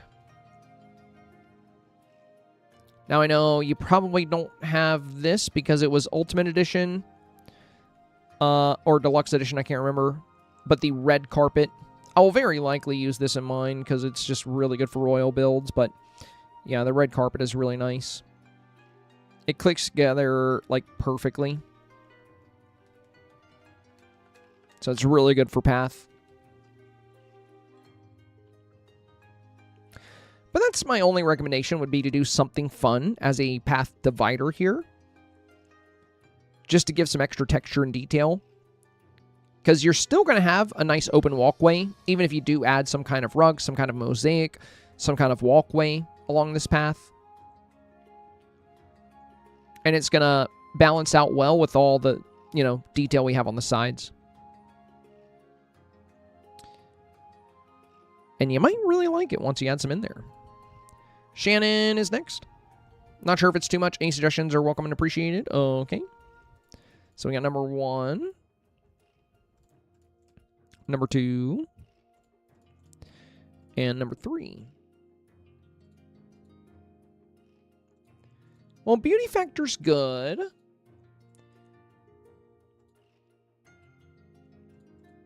Now, unfortunately, it looks like you're using the Forest of Valor. Let me give you a little word of advice on the Forest of Valor. Avoid it for Dreamsnaps if you're going to have the grass. This grass, it's not your fault. This is no mistake of yours. Gameloft, even if you're on ultra settings on PC, the grass in the Forest of Valor it just does not look good. And I'm not the only one that feels that way. I've heard that from thousands of players. A lot of people despise the grass here. It's way taller than other biomes. It's much darker. It's very invasive. Like, we can't see a lot of the designs of the shoes or the bases of the dress. It interrupts things like these beautiful fountains. We can't see these roses as well. Now, here's the good news, Shannon, is if you wanted to move this build, we now have the group select option. You can group select all of this, save it as a preset, and relocate it to a floating island with better grass, like the meadow or the plaza. The grass there is a more vibrant shade of green, and as we've discussed, voters love vibrant. You already have, items in your build that would match better with the meadow grass, like this horse topiary, these trees. They would look better with the meadow grass than with the forest grass, because this is very dark, very jagged. Now, if you group select and save it as a preset and try to move it, keep in mind, that will not move pocket items. You will have to replace the pocket items, you will have to replace the house itself, and you will have to replace the pathing. But all your decor can be picked up and moved. But it's just kind of a shame that you spent the time to, put all these roses around this fountain just for the grass to hide them. Like, they might as well not be there. We can barely see them. Do you see what I mean about the grass here being a problem? So, if we go through my submissions, you'll very quickly find out I never really used the Forest of Valor biome because of that grass. Even for Marvels of Nature, which was about a forest, you would think, oh, the Forest of Valor would be perfect here. Nope. And this got ranked 94, so it was top 100. I'm in the meadow. Because the grass is more tame. It's a more vibrant shade of green. It looks a lot better. If I was in the forest, you wouldn't see any of the details of this basket. The grass would just overwhelm it. You wouldn't see much of the details of these paths. The grass would be like 5 times taller. And we would have grass shooting up right here where there's a little bit of blades. We'd have like big jagged pieces. And the other issue is that with the way Gameloft coded this grass, it all looks like it's just a big blob. And notice how there's not much texture here. That's the big issue with the grass here. So again, that's not really your fault. It's just the way it's designed. All of this grass is just 2 different shades of colors in little lines. So it's really messy. Now, if you do decide to move to a better environment, like if you go to the Meadow or Plaza Island, you're actually going to see these roses. You're going to see the details of these fountains. You're going to see Aladdin and Jasmine's shoes, their full outfit. You're going to see these roses better. And you're going to see the bases of these trees. And then you can put flower petals around them. You're going to be able to do all kinds of fun stuff. Now, the beauty factor here is good, but it could be even better. Aside from the grass, the other reason I think you should move your build is something we've already discussed a lot today. lighting. So look at the colors and the vibrancy and the lighting of this snap. You're using the new castle set. And you can look at, really talented players, and you'll see they're doing exactly what I'm talking about. This set is designed to reflect sunlight. All of these gold pieces, look at the sun catching right here. Look at that gold pocket. That's sunlight bouncing off of these gold pieces.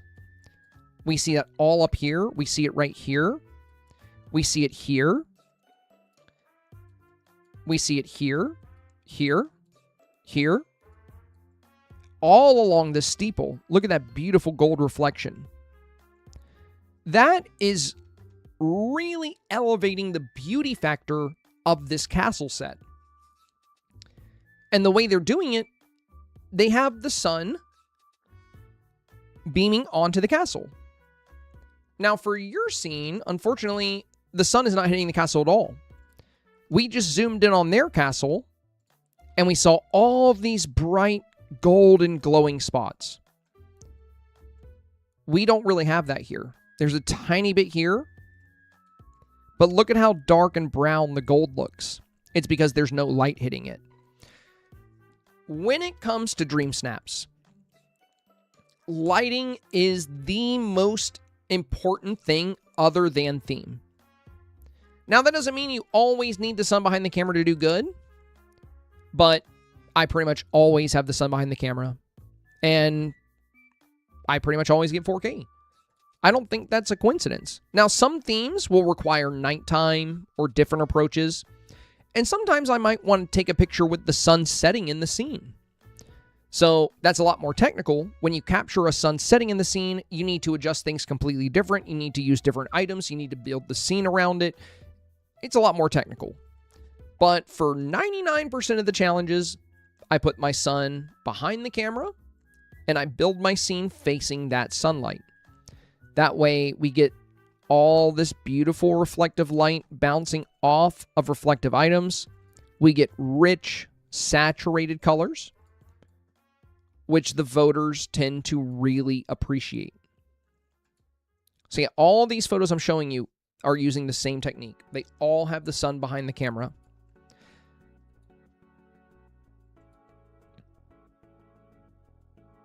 It just really brings out great lighting, great color. Even if you're not using reflective items, but if you are using items that reflect light, it's even more important. Like this new set we got. The Athens building set. It reflects sunlight really well. So things like this are going to be even more crucial to use during sunset and having that sun hitting them.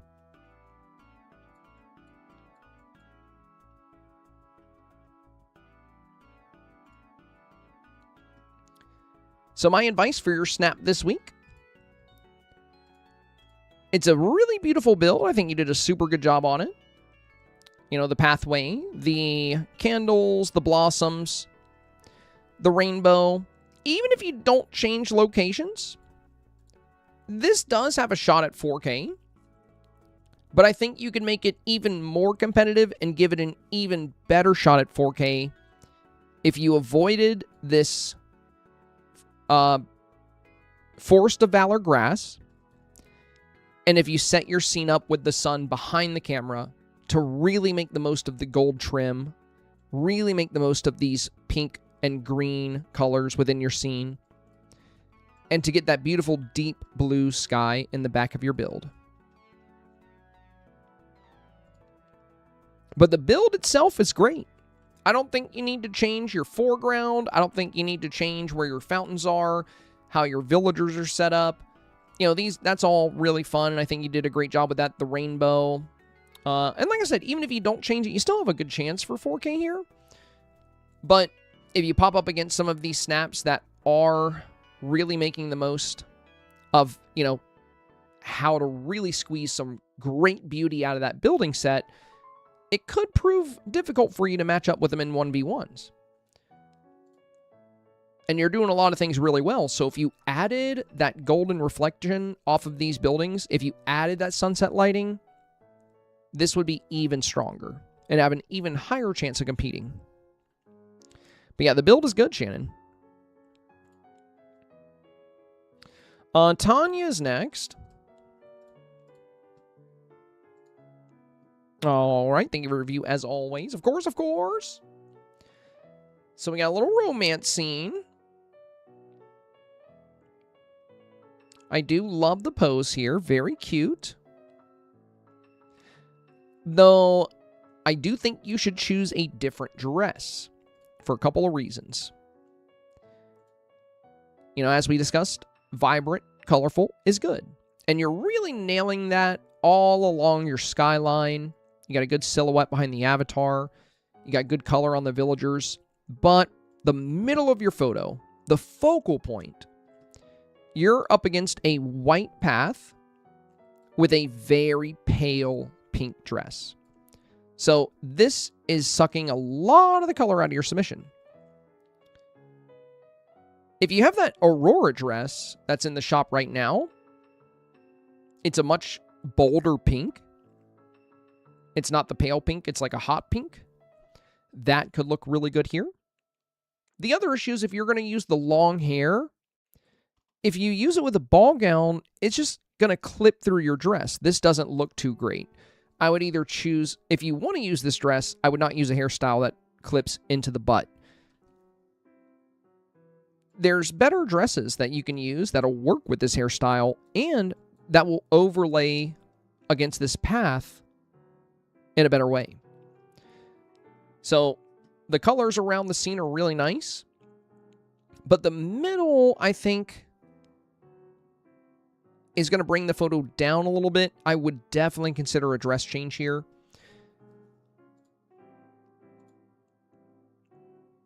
You'll see a lot of people, you know, here we have a white path like yours, but they've opted for a dark green dress, and it matches this castle perfectly.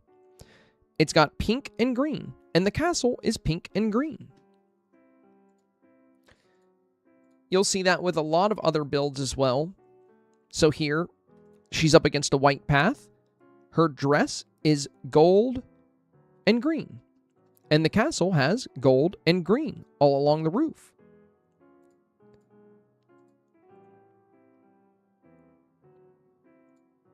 There aren't really, there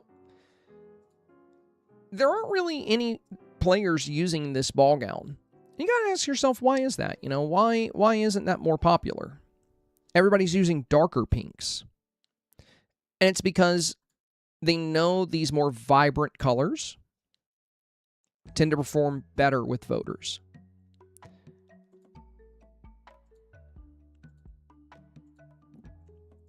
So, love your scene. Very nice. Looking good so far. I would also recommend rotating your Aurora a little bit and moving it around to get the Aurora to go straight across the whole sky, because you can definitely do that if you play with it. And my biggest recommendation here would be to reconsider the dress or the hair or both.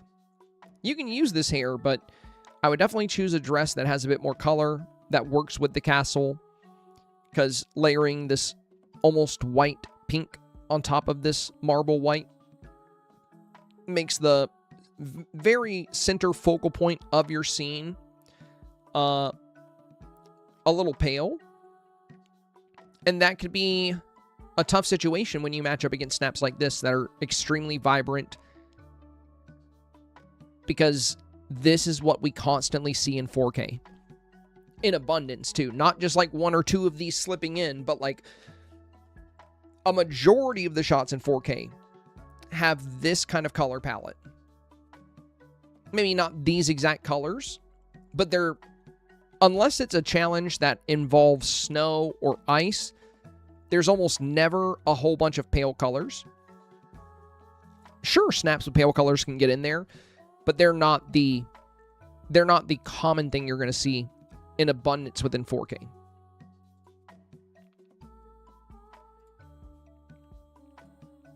Hannah is next. Love this week's theme. I'd love to hear any suggestions on how to improve it. Thank you for your time and help. Of course, of course. Looking really good here, Hannah. Great colors. Some fantastic fireworks in the back. Good aurora. Beautiful blossoms on the side. Good villager presence. I'm assuming you don't have the new Ariel Dream Style. If you did, I think that would look really good here because her new Dream Style is a bit of a smaller dress, which would balance really nicely with Tiana's on the other side. If you don't have her new style, don't worry about it, but I do think it would be awesome to feature here. And if you have Anna's Dream Style with the green gown, I think that would look really good too. Or Jasmine's Dream Style with the purple. The more royal and elegant you can get these villagers to look, the better. Since it's a kingdom. And also since they wanted us to make sure that it was, you know, charming. And what were the words they used? Filled with grace and charm. And grace in a, you know, regal perspective would be very elegant. I discussed that in today's video as well when we defined both grace and charm.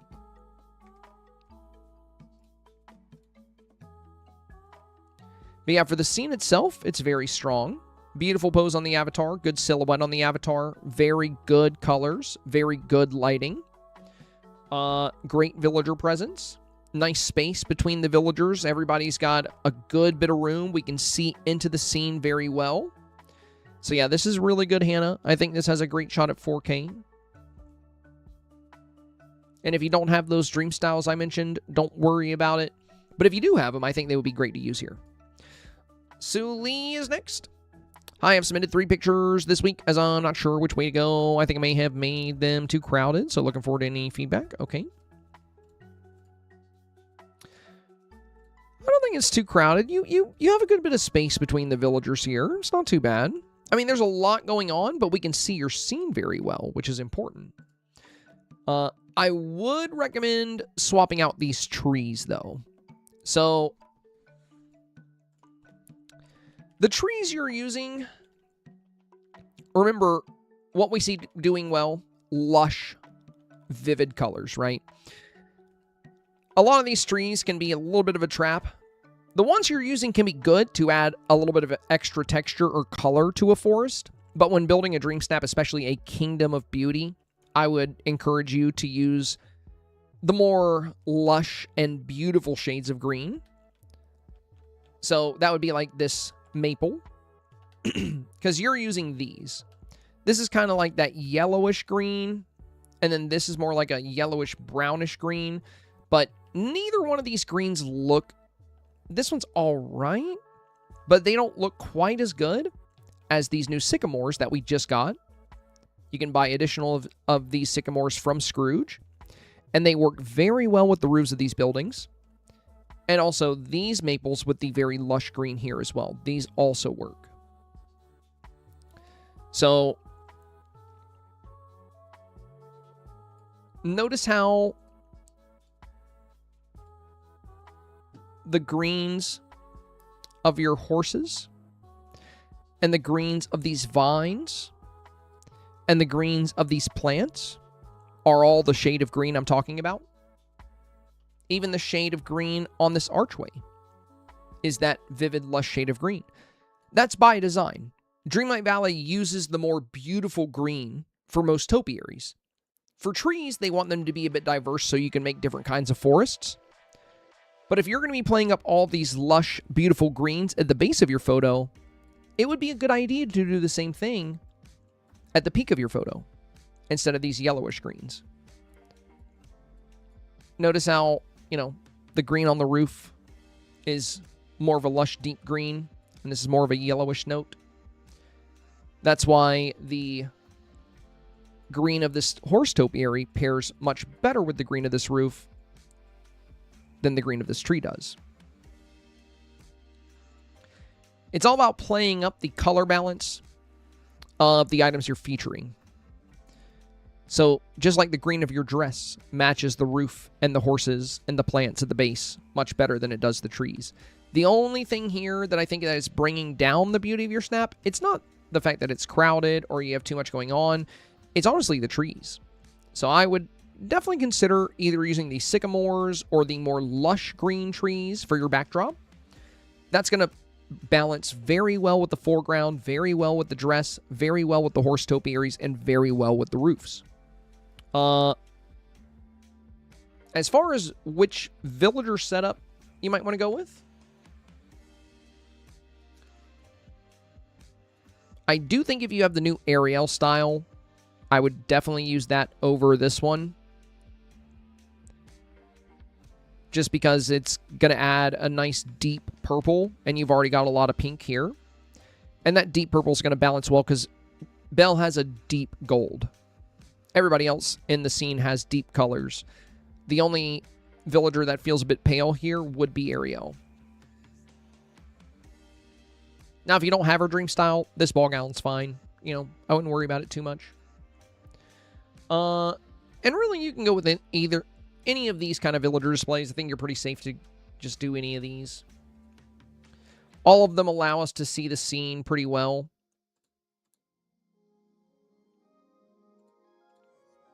You know, just make sure you keep Beast off to the side like you are. Because he's the largest, the hardest one to see past. The rest of them we can see past quite well.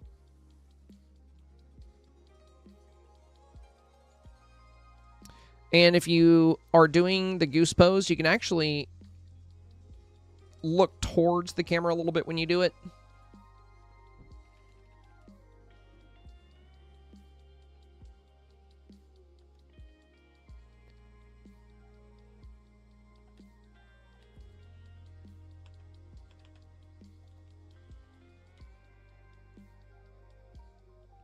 So we can see her eyes, both of these eyes very well here.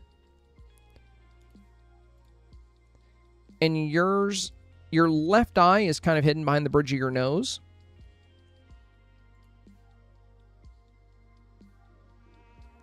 So I think it might be because you turned even more, but you can also have, you know, you can have your face angled a little bit more towards the camera.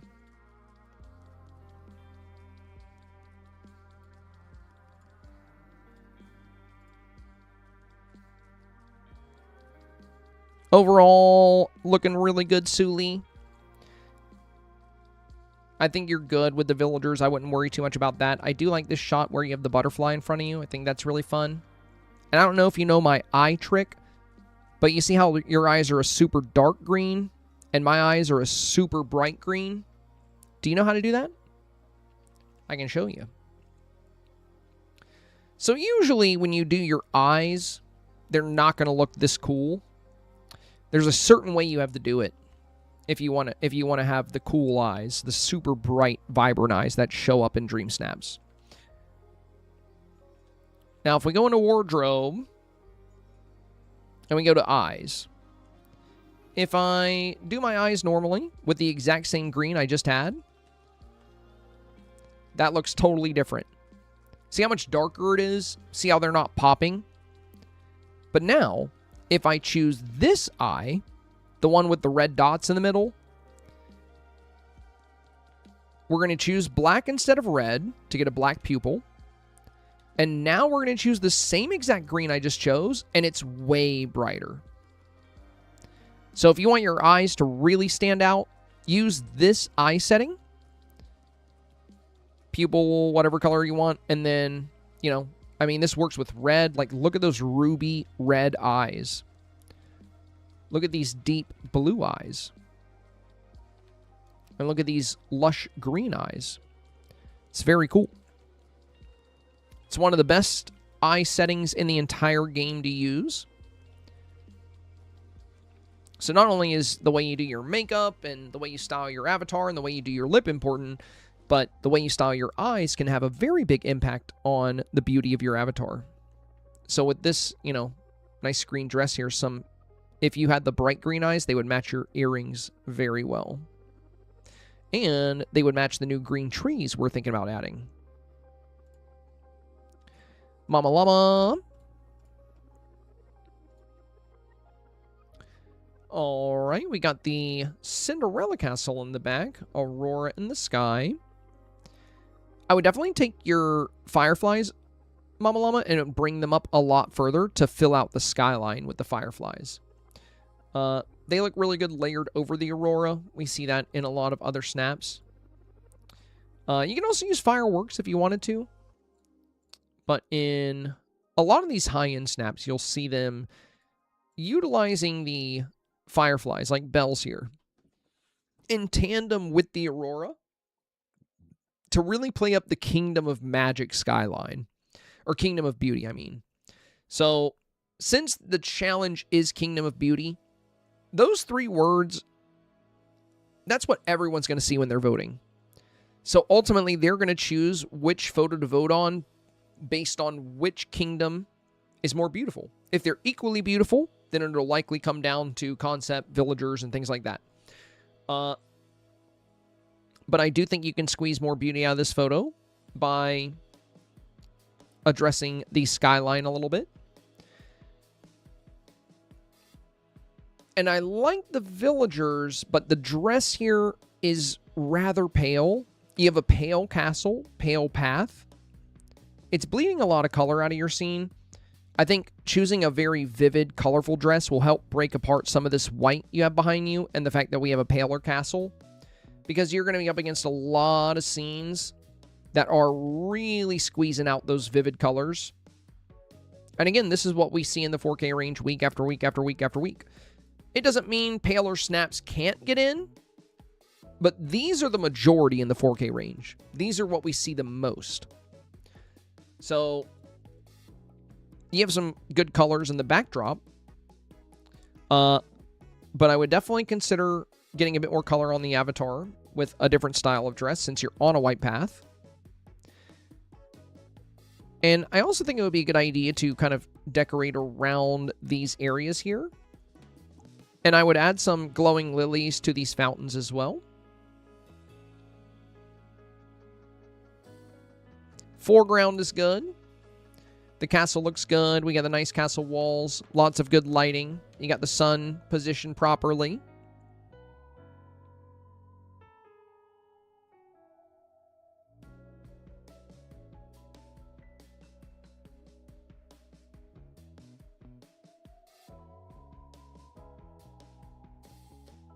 But my main recommendation here would be to, even if it's like a dark blue, like what about, okay, since you're using the blue castle and you have some blue sky,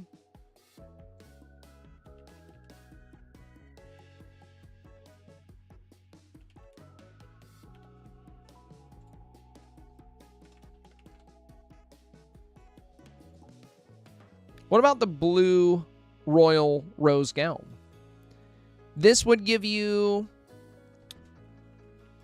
a blue dress that ties in well with the light blue castle behind you, while also helping you stand out very well amongst that white path that you're on top of. Could be a good option. Uncle Ron, howdy somebody. This challenge was so much fun. I made one with the lady swoon over Prince Ronald and another with another princess. Excited to hear your feedback. I like that. I like that. Prince Ronald, very nice. That looks really good. Also, you got the new suit on. That new Little Mermaid suit. That looks great. Love the hairstyle, too. Cinderella's little giggle. Ariel. Yeah, this is super cute. Really good colors here, Ronald. Absolutely beautiful. Great saturation. Fireworks. Rainbows. This really feels like a kingdom of beauty. There's so much beauty. Starlight projectors, fireworks, balloons, rainbows, aurora, multicolored flowers, multicolored trees, vibrant lighting, and a handsome prince. Very nice. And then you have one with the princess here. This one's really fun too. But I really like this. What's more fun about this one is I think it tells more of a story. This one's cute, but I feel like there's a lot of group photos this week that are doing this. But it still has the same beauty factor. So I think both of these have a great shot at 4K. But this one has the beauty factor and a unique storytelling angle. So I think this one has kind of the best of both worlds. Not to mention you're giving voters a chance to look at something brand new. And I haven't seen a single person use this new suit yet, and you pulled it off really well here. So I'd go with this one. And I don't really have any recommendations here. I think you're pretty solid, honestly. I don't think there's really much you need to do differently. It's a very strong build. Beautiful work. If you guys are enjoying the stream, we are currently less than 1,400 bits, or $14, away from today's goal. Big goal number 189. We've hit the previous 188 goals in a row. If you find value or good advice or great tips in these review streams, consider supporting the content. You can do so by typing !tip or !donate, or you can send super chats or bits. Whatever you want to do, does not matter to me how you choose to support. I just do appreciate it either way. And if we don't hit today's goal, it's really not the end of the world. We've hit 188 consecutive goals on this stream, which is pretty dang crazy. And the goal's got to come to an end at some point. Beyblade is up next. Oh, very nice. Beautiful work here. Hi, Sabai. I look forward to hearing your advice. I'm also open to swapping princesses and changing things around, obviously. I had a hard time lining my fireflies this time. Any tips on that? Honestly, when it comes to the fireflies, you probably know as well as I do that it's trial and error for the most part. So when you first place them,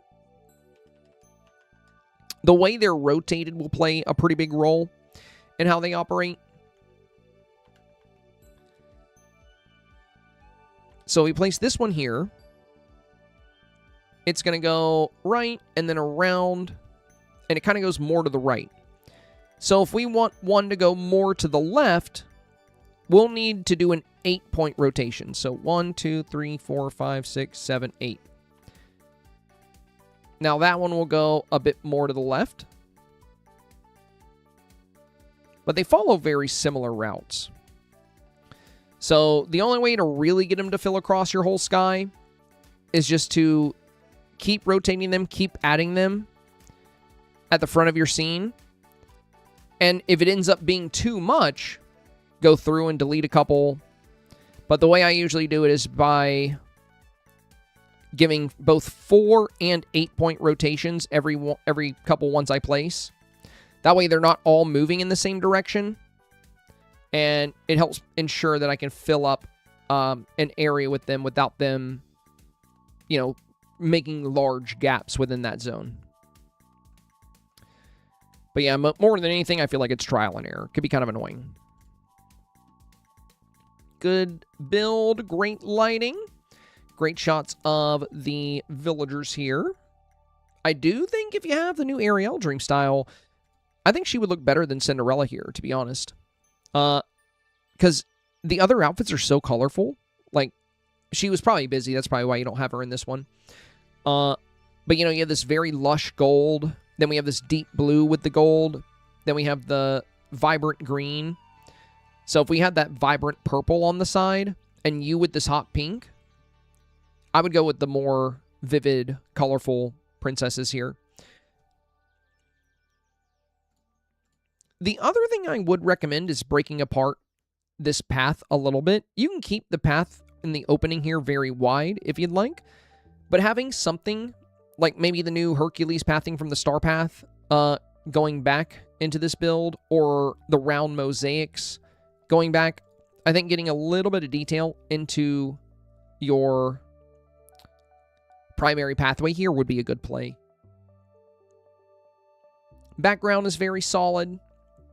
Aurora would be very nice here too, with it being the Kingdom of Beauty. Any kind of beauty element I think is great. And don't forget, if the Fireflies are giving you a hard time, Mushu Fireworks, great to use this week. They have that pink sparkle to them when they go off. They can be really good to use. So I think worth considering for sure. Juju, hi Zabai. I missed the deadline 2 weeks in a row, but I'm back. I hope you can see the vision in each photo. Decor is the same in each, but poses are different. I appreciate your feedback as always. Okay, thank you, my friend. All right, very cool, very cool. We got this one.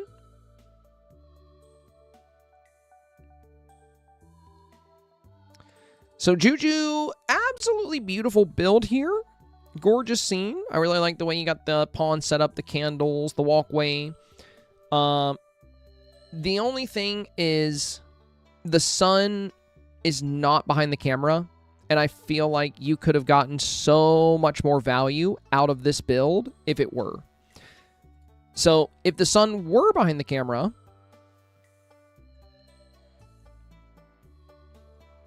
you know, maybe it is. Maybe you just have big things casting shadows. Can't really tell. I know it does look like shadows are going way to the left here, though. So if it is behind the camera, it might be really far back into the right.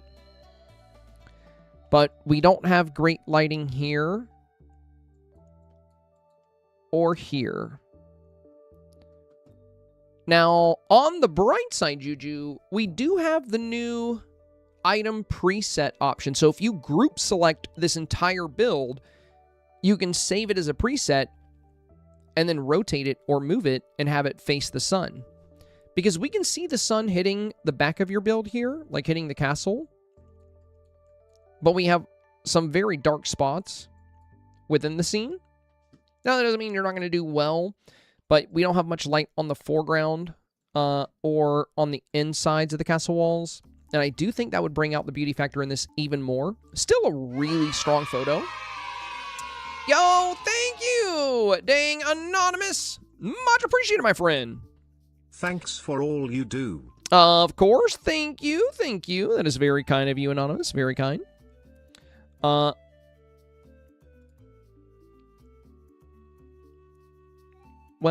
I'm looking for it. How come my stream element spot didn't tell me what the dono was? Well, I saw Anonymous pop up. What was the dono? I'll add it to the goal. Did you guys see it? My chatbot's taking a break, I guess. The guy, thank you for the 400. Much appreciated, much appreciated.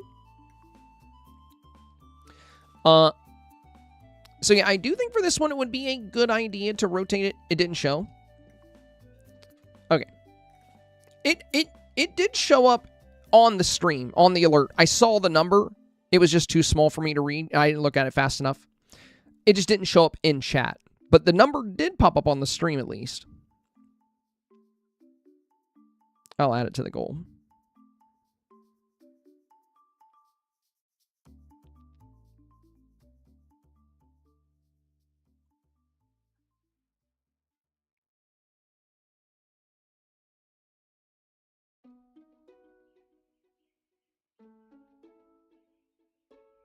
I thought so. I knew it began with 4. I knew it began with a 4. Leslie said it was 5, I think. Yeah, very close. It was 438. Thank you, thank you. And Akai, thank you for the 400 as well. We're at, let me pull up my little calculator real quick. I thought it was 469, but I wasn't sure. Because I looked up and I saw the dono alert, and there's a number that shows up under the little spinning girl. And I saw it said Anonymous, and I saw 4 something, but I couldn't tell.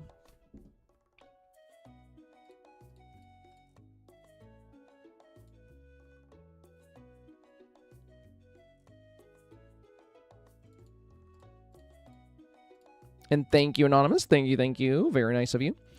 And also, if you didn't mean to anonymously donate, if you don't put in a name, it'll always just show up as anonymous. But if you ever want credit, you're welcome to be like, that was me. You know, just so you know. But if you do donate anonymously, I will honor it. I will not blow up your spot. 4507 on the board. Let's go. Less than 500 bits away. Very nice, very nice. Thank you, guys. Thank you.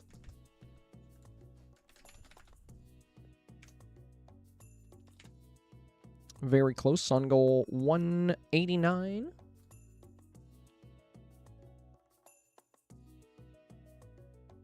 You may have already addressed this, but today is a review stream. I thought the goal should be 6,000. Oh, no. It doesn't need to be. So, on Friday... Notice me, senpai. Bell, thank you, my friend. Me. That is very nice of you to point out, Amanda. I do appreciate that. But no, it doesn't have to be. So the reason we do a regular goal on Friday, even though it's a review stream, is because we don't have to finish the reviews. So I don't have to stream for an extra 2 or 3 hours. We'll just knock out as many of the reviews as we can, and then we'll end the stream at the normal time. Now, the reason the goal is a little bit higher on Mondays and Tuesdays is because I usually have to stream almost double the normal amount of hours. So, 20% higher on the goal, double the stream time, but yeah, since Friday, it is a review stream, but I don't increase the goal just because it's a review stream. I increase the goal because Mondays and Tuesdays are my longest streams. They're just super long. But Fridays, I can stream for... I still have cat ears. Fridays, I can stream for my usual 3 to 4 hours, and we don't have to get all the reviews done because whoever we don't get to is automatically done on Monday, if that makes sense. I gotcha. Thank you. You deserve for your time. Well, I appreciate that, my friend. I appreciate that. And yeah, thank you for pointing that out as well. But no, I usually just do a regular goal on most streams. Oh, and we did hit our goal thanks to Bell with a big 500. Let's go. Thank you guys. Much appreciated, much appreciated. We're getting close to the end of the stream now, actually. Yeah, actually, I went live at 5. Or no, what time did I go live? I think it was 4. Yeah, I went live at 4. I think. Hang on. What's my uptime?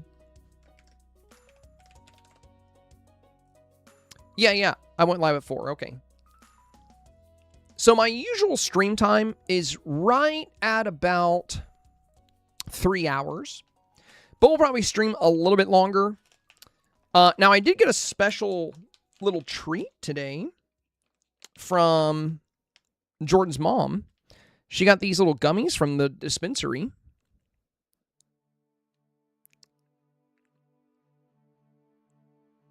So since we're close to the end of the stream, I'm just going to have one of these.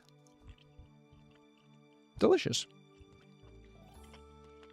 All right.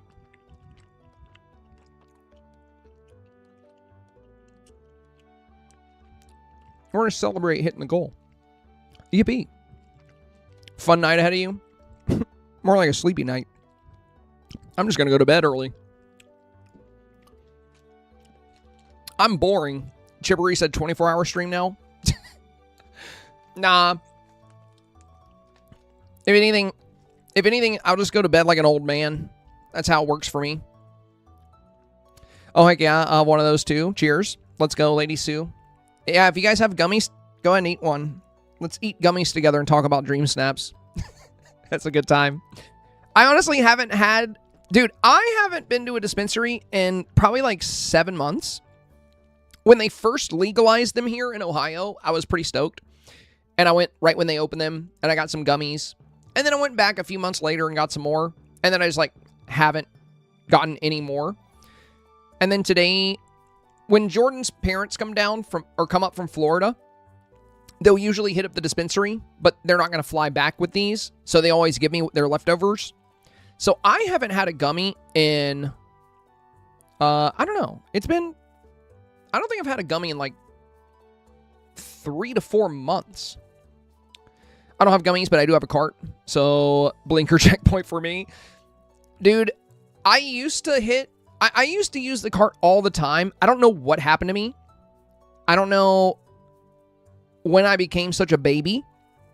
But like, I literally can't control myself now. Every time I hit a cart, I cough uncontrollably. And I don't know what happened.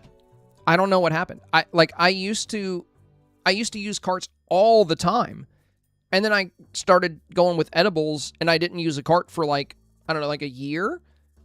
And then I tried to, and it was like painful. I live a block from a dispensary. Dude, you're lucky. I like the closest one to me, that's why I don't go that much. It's like 30 minutes away. I like drive 30 minutes there, 30 minutes back. It's like a whole hour. Say they're way overpriced. It can be expensive. It depends on what state you're in. I know for my buddy in Michigan, their prices are so much better than they are in Ohio. It's crazy. It's pretty expensive in Ohio. That's also why I don't get it that much either. Just because, you know, it's expensive. But I never drink. I don't drink alcohol, like, at all. Not that, you know, I judge anybody that does. Like, if you like a wine or you like having craft beer or something, that's fine. But with my nerve issues, like with my back surgery, with the sciatica, every time I have alcohol, it gives me nerve pain.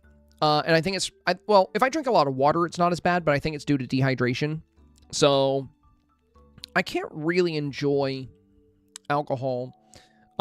So I like THC instead. So I'm glad it's legal here. Because if I do want to just like zone out and like play a video game, you know, it's nice to eat a gummy every once in a while. But it's been a while. Say it's cheaper to make them, and you can literally make them as strong as you want. I don't know, but I know people who do. Louisiana. Oh, gotcha. Jedi Pink says, I get mad anxiety with any type of it. A lot of people deal with that. Whether it's indica or sativa, some people just get horrible anxiety from THC in general. It depends. You know, everybody is wired a little bit different. You know, everybody's a little bit different when it comes to, you know, especially like neurologically wired. But yeah, you're not alone in that, Jedi. There's a lot of people out there that have tried gummies and it just sends them into full-on panic, you know. For me, it makes me more relaxed, but I'll never have them before my stream. And if I do have one during my stream, it's always going to be close to the end. Because here's my problem. I get, like, way too quiet, you know? Like, I just kind of zone, you know? It doesn't give me anxiety. I do get kind of goofy, you know? Like, I'll say some, like, ridiculous stuff. Because, like, of course I would. But, yeah, I prefer to be myself when I'm live, you know? I don't want to be under the influence of anything except for my ADHD medication. That's like the only thing I take, you know, in the morning. And for when I'm live, I feel like I don't do as well socially if I have gummies. Like I'm way more reserved. I'm kind of giggly. You know, I laugh at things easier and I make silly comments and I feel silly. But I'm not as chatty.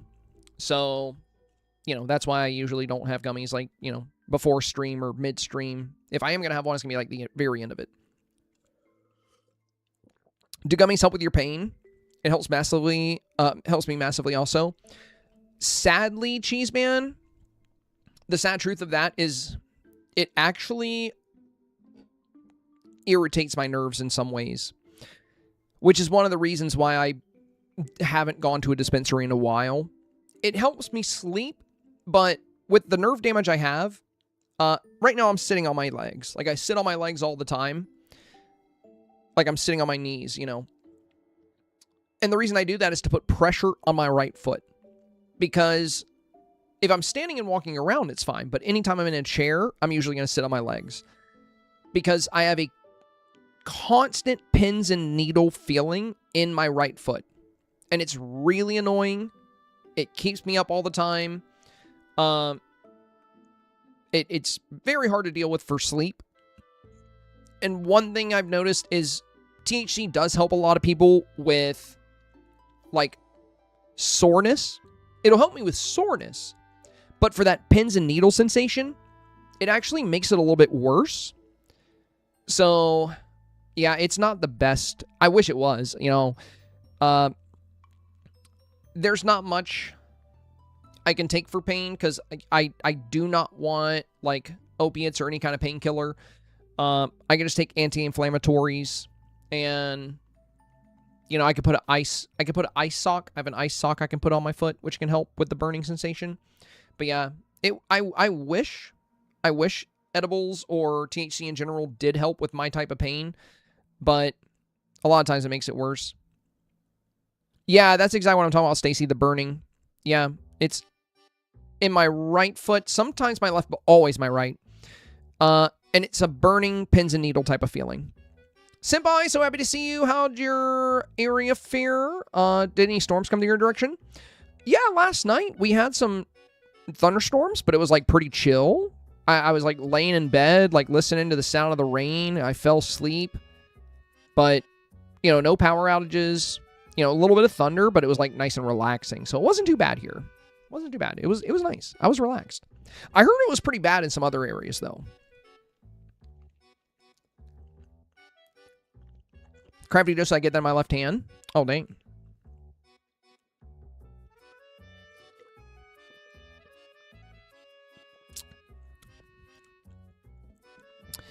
Yeah, for me, Stacy, I actually was never in a car accident.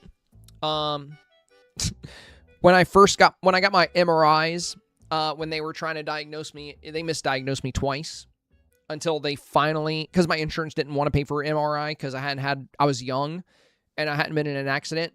And I told them I thought I had herniated discs, but they didn't want to buy that. They didn't want to believe that. They thought it was something else. Eventually, they did do an MRI, and it turned out I did not have one herniated disc, but two. And the reason why was not because of an accident. It's because I had degenerative disc disease. So it's a hereditary thing, and I just have hereditarily very weak discs that have deteriorated. And in L4 and L5, they were bulging out quite a lot. I'm really lucky I got the lumbar discectomy when I did. I'm really lucky I got the surgery because the neurosurgeon that did my surgery said if it had been another 6 months, I probably wouldn't be walking anymore. So, you know, thank God that I was able to get that surgery. I'm thankful for that every day. It helps me live with the pain because I always know it could have been so much worse, you know? It could have been so... I would never be able to ride my bike. I'd never be able to swim. I wouldn't be able to walk around. I'd be in a wheelchair. So I hate the pain. But I take solace that I don't have to live with as much chronic pain as I did before the surgery. And I'm very thankful. I'm very thankful that I'm able to still navigate. It does suck, you know, as a man especially. You know, Jordan, my girlfriend, she's a small girl. And I want to be helpful, you know, I want to bring in the heavy groceries, I want to take out the heavy trash, but like I can't, you know. I feel like less of a man a lot of the time. Because I'm more fragile and I'm, you know, I'm just not as capable as most men. And that weighs on me a lot. I think about it all the time. But it is what it is.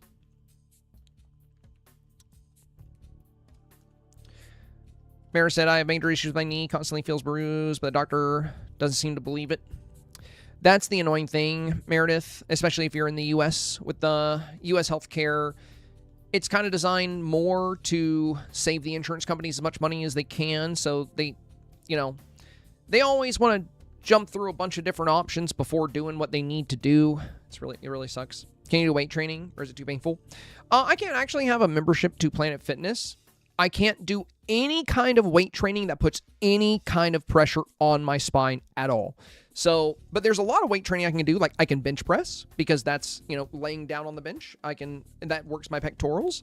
I can do curls with the curl machine because you sit down and you put your arms on the curl machine. So all the weight is put here instead of on your back. So I can use the curl machines. And I can bike, thankfully. I have a hard time. I can't really jog. And I have a really hard time walking for a long period, but I can go on a nice walk. You know, I can go on a, 20-minute walk, 30-minute walk. I might be a little sore afterwards, but, you know, it does suck when I go to, like, the anime convention. I love the anime convention. I love going to events, but if it's an event where I'm walking around all day, I'm usually in a lot of pain by the time it's all said and done. But I'm just glad I can get out and do stuff. I'm glad I'm still mobile. I'm glad I can still function. So, despite it being a frustrating medical condition, and despite the pins and needles I feel in my foot, the worst thing that happens, despite that all, I'm just thankful because, it could have been a lot worse. But the worst thing that happens is once every couple of months, I have these really bad days where it's not a constant pain, it's a jolt. And it happens like every 3 seconds. and it hurts so much, I can't describe it. It makes my entire body convulse. It makes me scream. It'll make me cry. I hate people seeing me like that. I hate even my partner to see me like that. I don't like my family to see me like that. So anytime that happens, I literally just like hide myself away in my room and just like don't talk to anybody. And it sucks. But it's rare. It's like once every couple of months maybe. Like if I do something bad, like if I pick up something I shouldn't have picked up, or I pull too hard on my back, or I sleep on my stomach. If I roll over in the middle of the night and I fall asleep on my stomach and it bends my spine, I can have those episodes. I do have a TENS unit, yeah. Yeah, I do. I also have my favorite thing to use if I'm having a hard time. I have a brace called a DDS brace, and it's got like a hand pump, and you put it on, and it's like really tight. It really pulls your spine up, and then it has a hand pump, and then you pump it up, and it inflates the brace, and it lifts your lumbar apart. So I really like my DDS brace. That's probably my favorite thing, but the TENS unit is good too. I literally just came in referring to neuropathy. It's sciatica in L4 and L5. I had a lumbar discectomy. I have DDS. But I think it qualifies as neuropathy.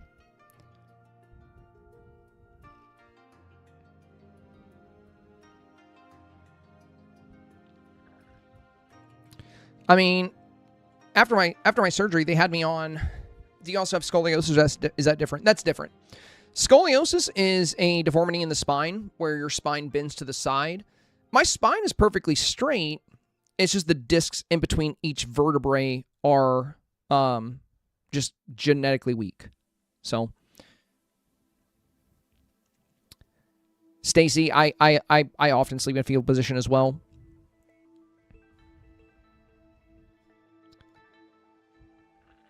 Coffee Queen says, sorry, as soon as I sent my message, the ad came on. Do you have neuropathy? I have sciatica. It's L4 and L5, and it wasn't until after my surgery that I had that's when the jolts started.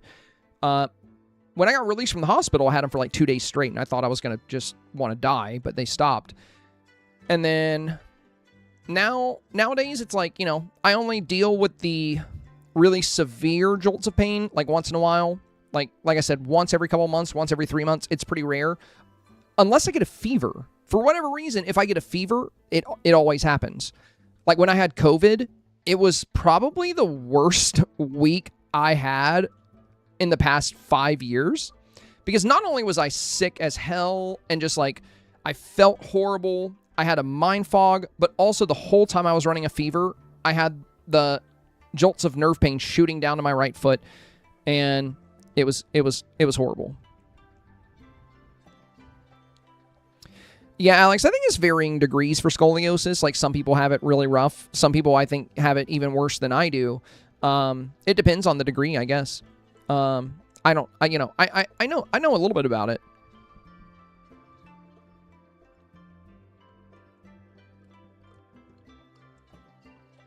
I have one of those inflatable traction things for my neck. Yeah, it sounds like when I have Coffee Queen, it's the DDS brace. That one's for L4, L5, like it's for the lower back, but it definitely it helps so much.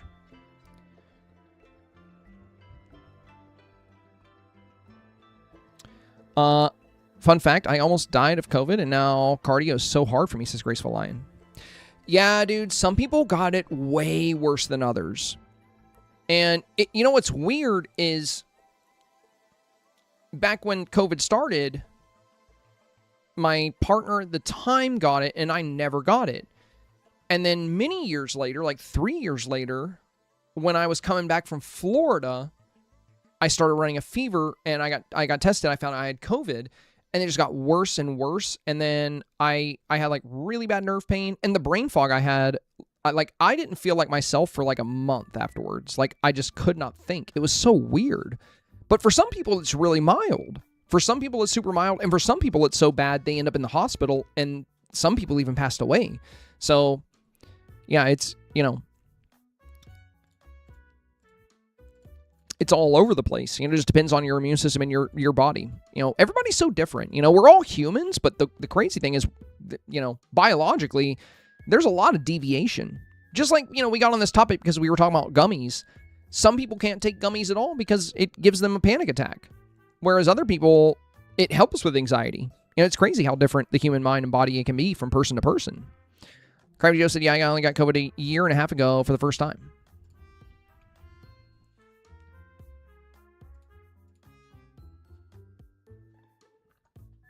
All right. Well, I think for the snap we had here for Juju, the big thing I was recommending for yours, Juju, would be if you can get the sun behind the camera, because you can always save this whole build as a preset. You won't be able to save the path, but you can relay the path. But if you could get the sun right behind the camera and get some light on these walls, and, get rid of some of these shadows, I think you can make this an even more competitive photo, but it does look really good.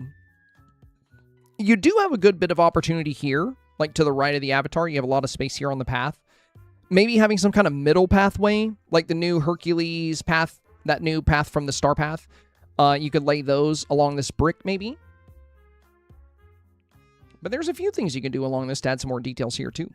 But overall, it's looking good.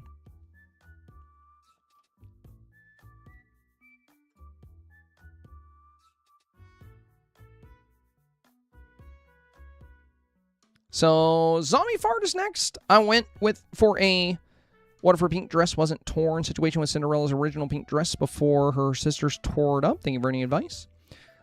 Well, you submitted, it looks like, Zombie, it looks like you submitted too many photos, so I'm only going to be able to look at 3 of them. Check the rules when you get a chance, my friend. Check the rules out. I'm going to do your 3rd and 4th here.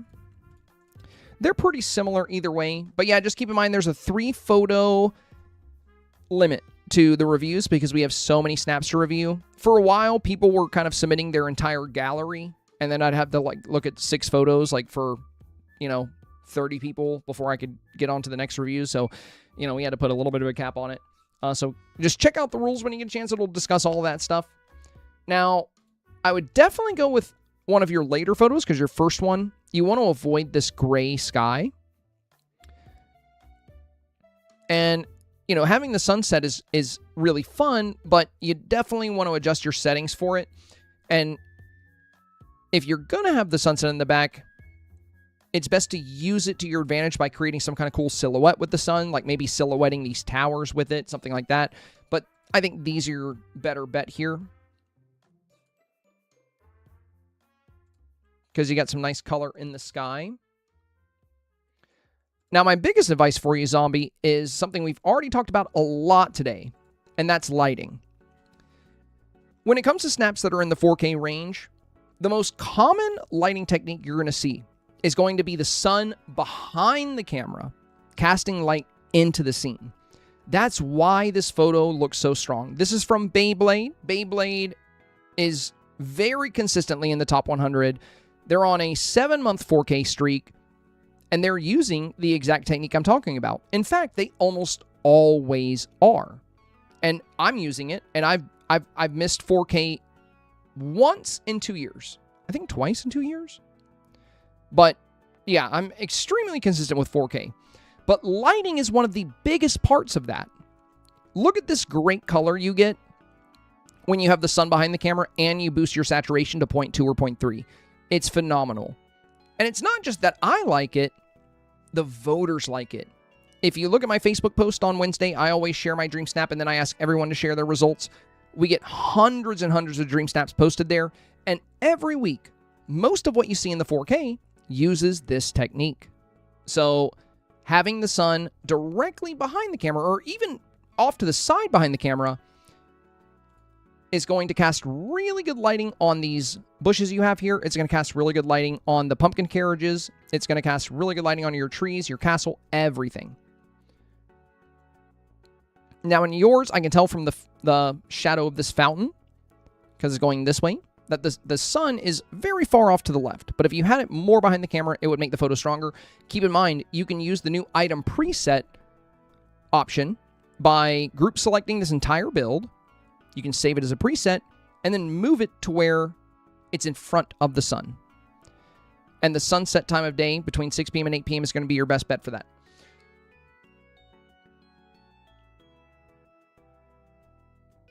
Now, the other thing I would consider is your foreground. You have the villagers in the foreground, you have yourself in the foreground, but your bottom left and bottom right-hand corners are one of the most important pieces of the puzzle when building out your foreground, and you want to make sure these corners are full. You'll see that with high-end snaps. We see that here. Notice how they have the flowers on the left and right-hand side. Helps to frame the whole photo, gives it good composition.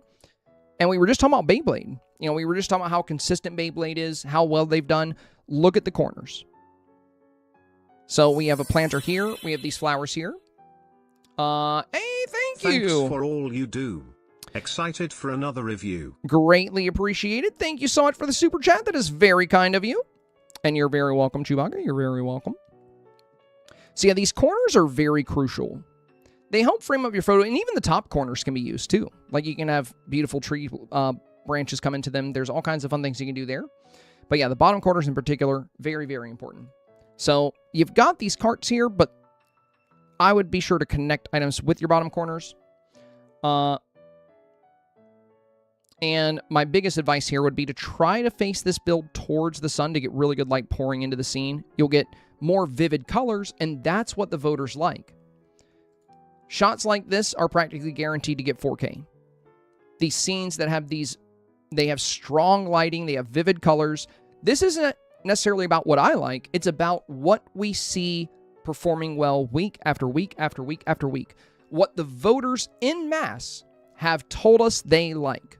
They can't all communicate with us, but by looking at the results, we can get an idea for how the Dreamlight Valley community votes. And this kind of lighting, this kind of color, performs very, very well. And that's why you see players that are on extended 4K streaks, whether it's 7 months, a year, 2 years. That's why most of their photos always take this approach. With whatever way they decide to approach the challenge, they're going to make sure it's vivid. They're going to make sure it's very well lit. And they're usually going to have a very good pose, silhouettes, beauty factors, all kinds of fun things going on. I really like your eyes here. I think the dress is fun. I think the story you're telling is fun.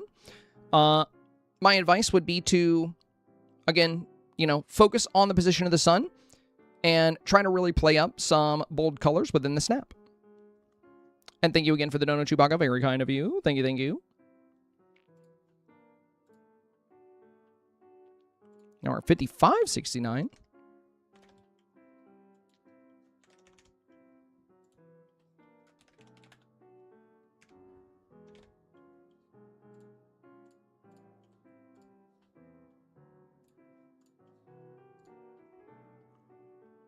Sabelina.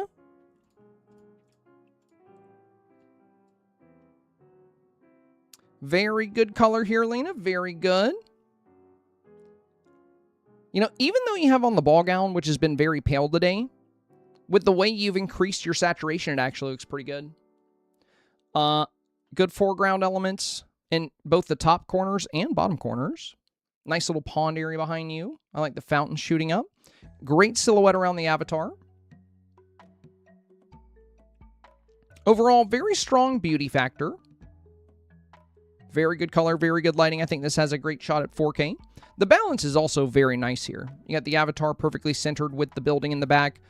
Rapunzel and Aurora, same distance away from the avatar. Good lighting on both. Very lush greens, lush pinks. Yeah, very solid. Don't really have any advice here. I do think it could be fun to have, like, the new castle house that goes with this kit behind you. But maybe you want the exposed sky instead.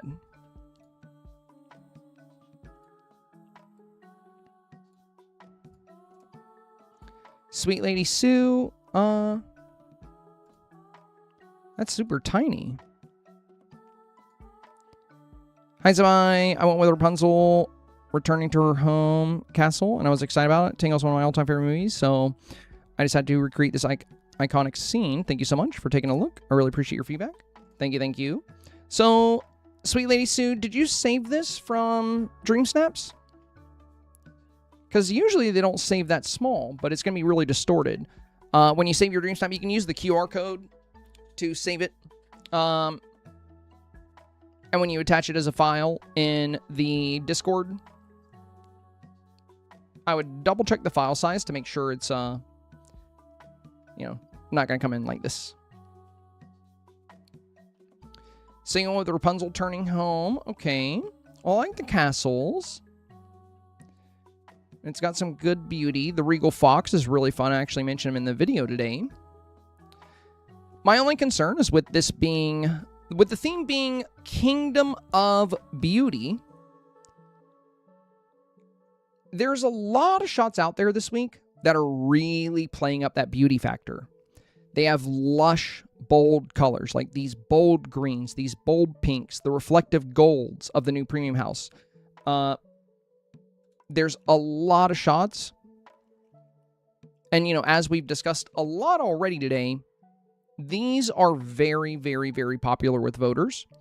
So you have the good lighting, right? Like you are using the sun behind the camera to get your scene properly lit. But the colors we're using here, I think if you end up in a 1v1 scenario against some of these very colorful kingdoms of beauty, you could have a hard time against them. You know, we have a lot of gray here. There's only a little bit of green, and then we have a lot of the blue from the sky. I do like the floating lanterns. And we do get some good color down here at the base with the tangled rug.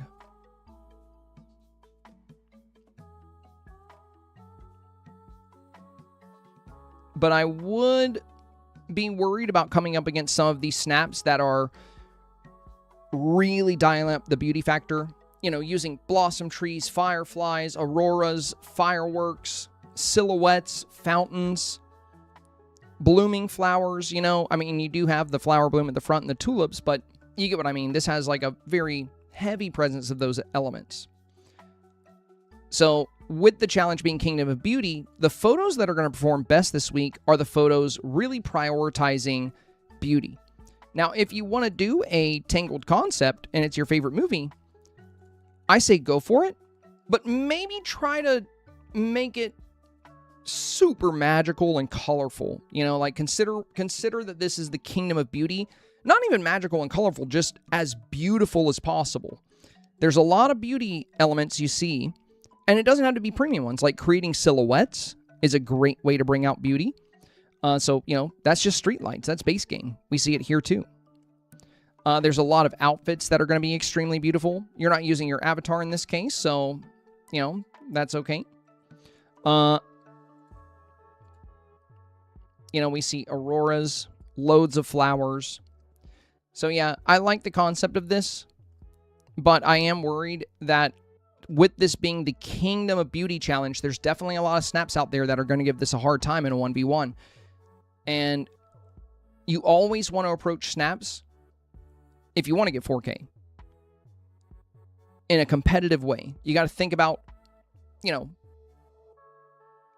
yeah, sure, maybe you could get 4K with doing the theme and rolling with it. If you pop against the right things, you will.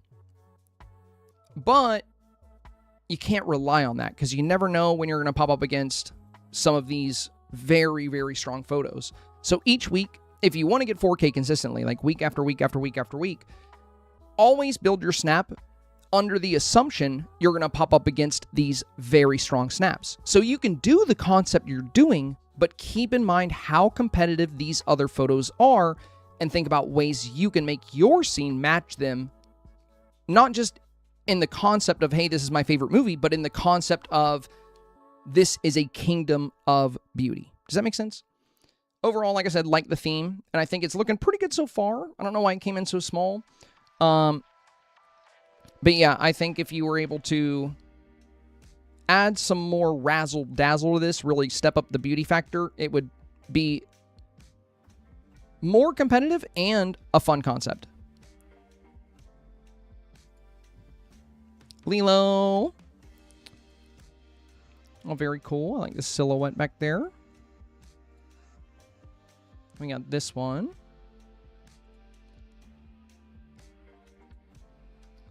The sky looks really good here.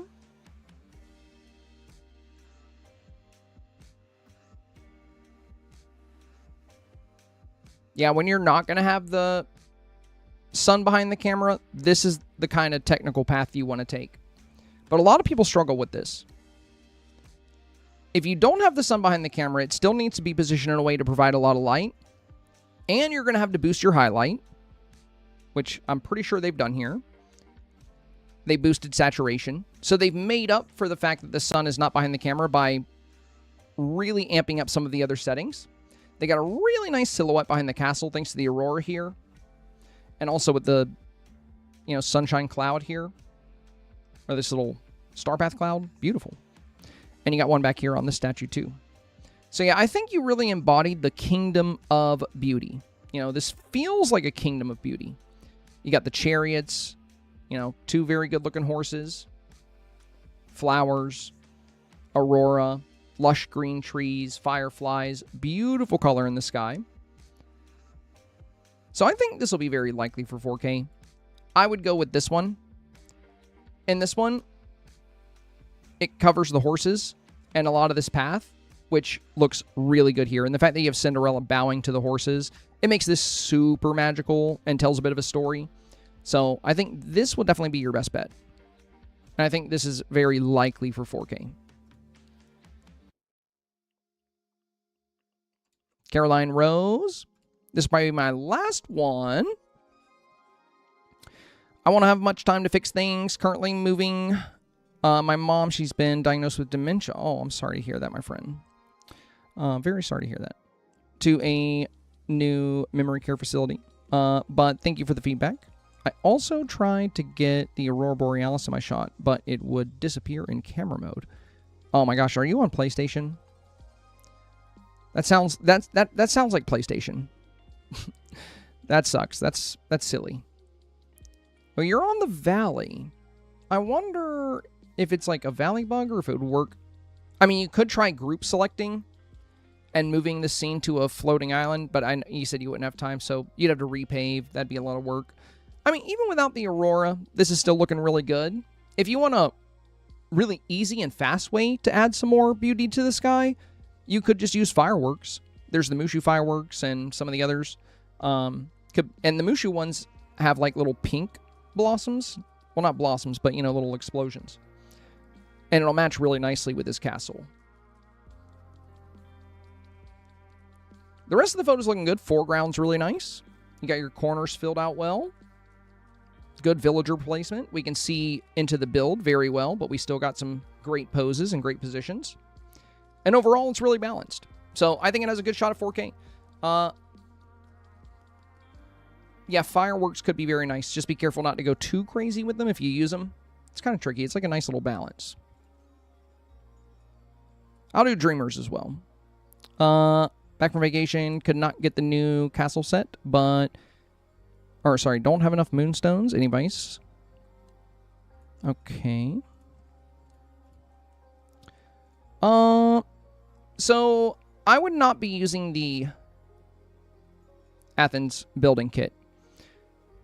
We're going to see that a lot voting this week.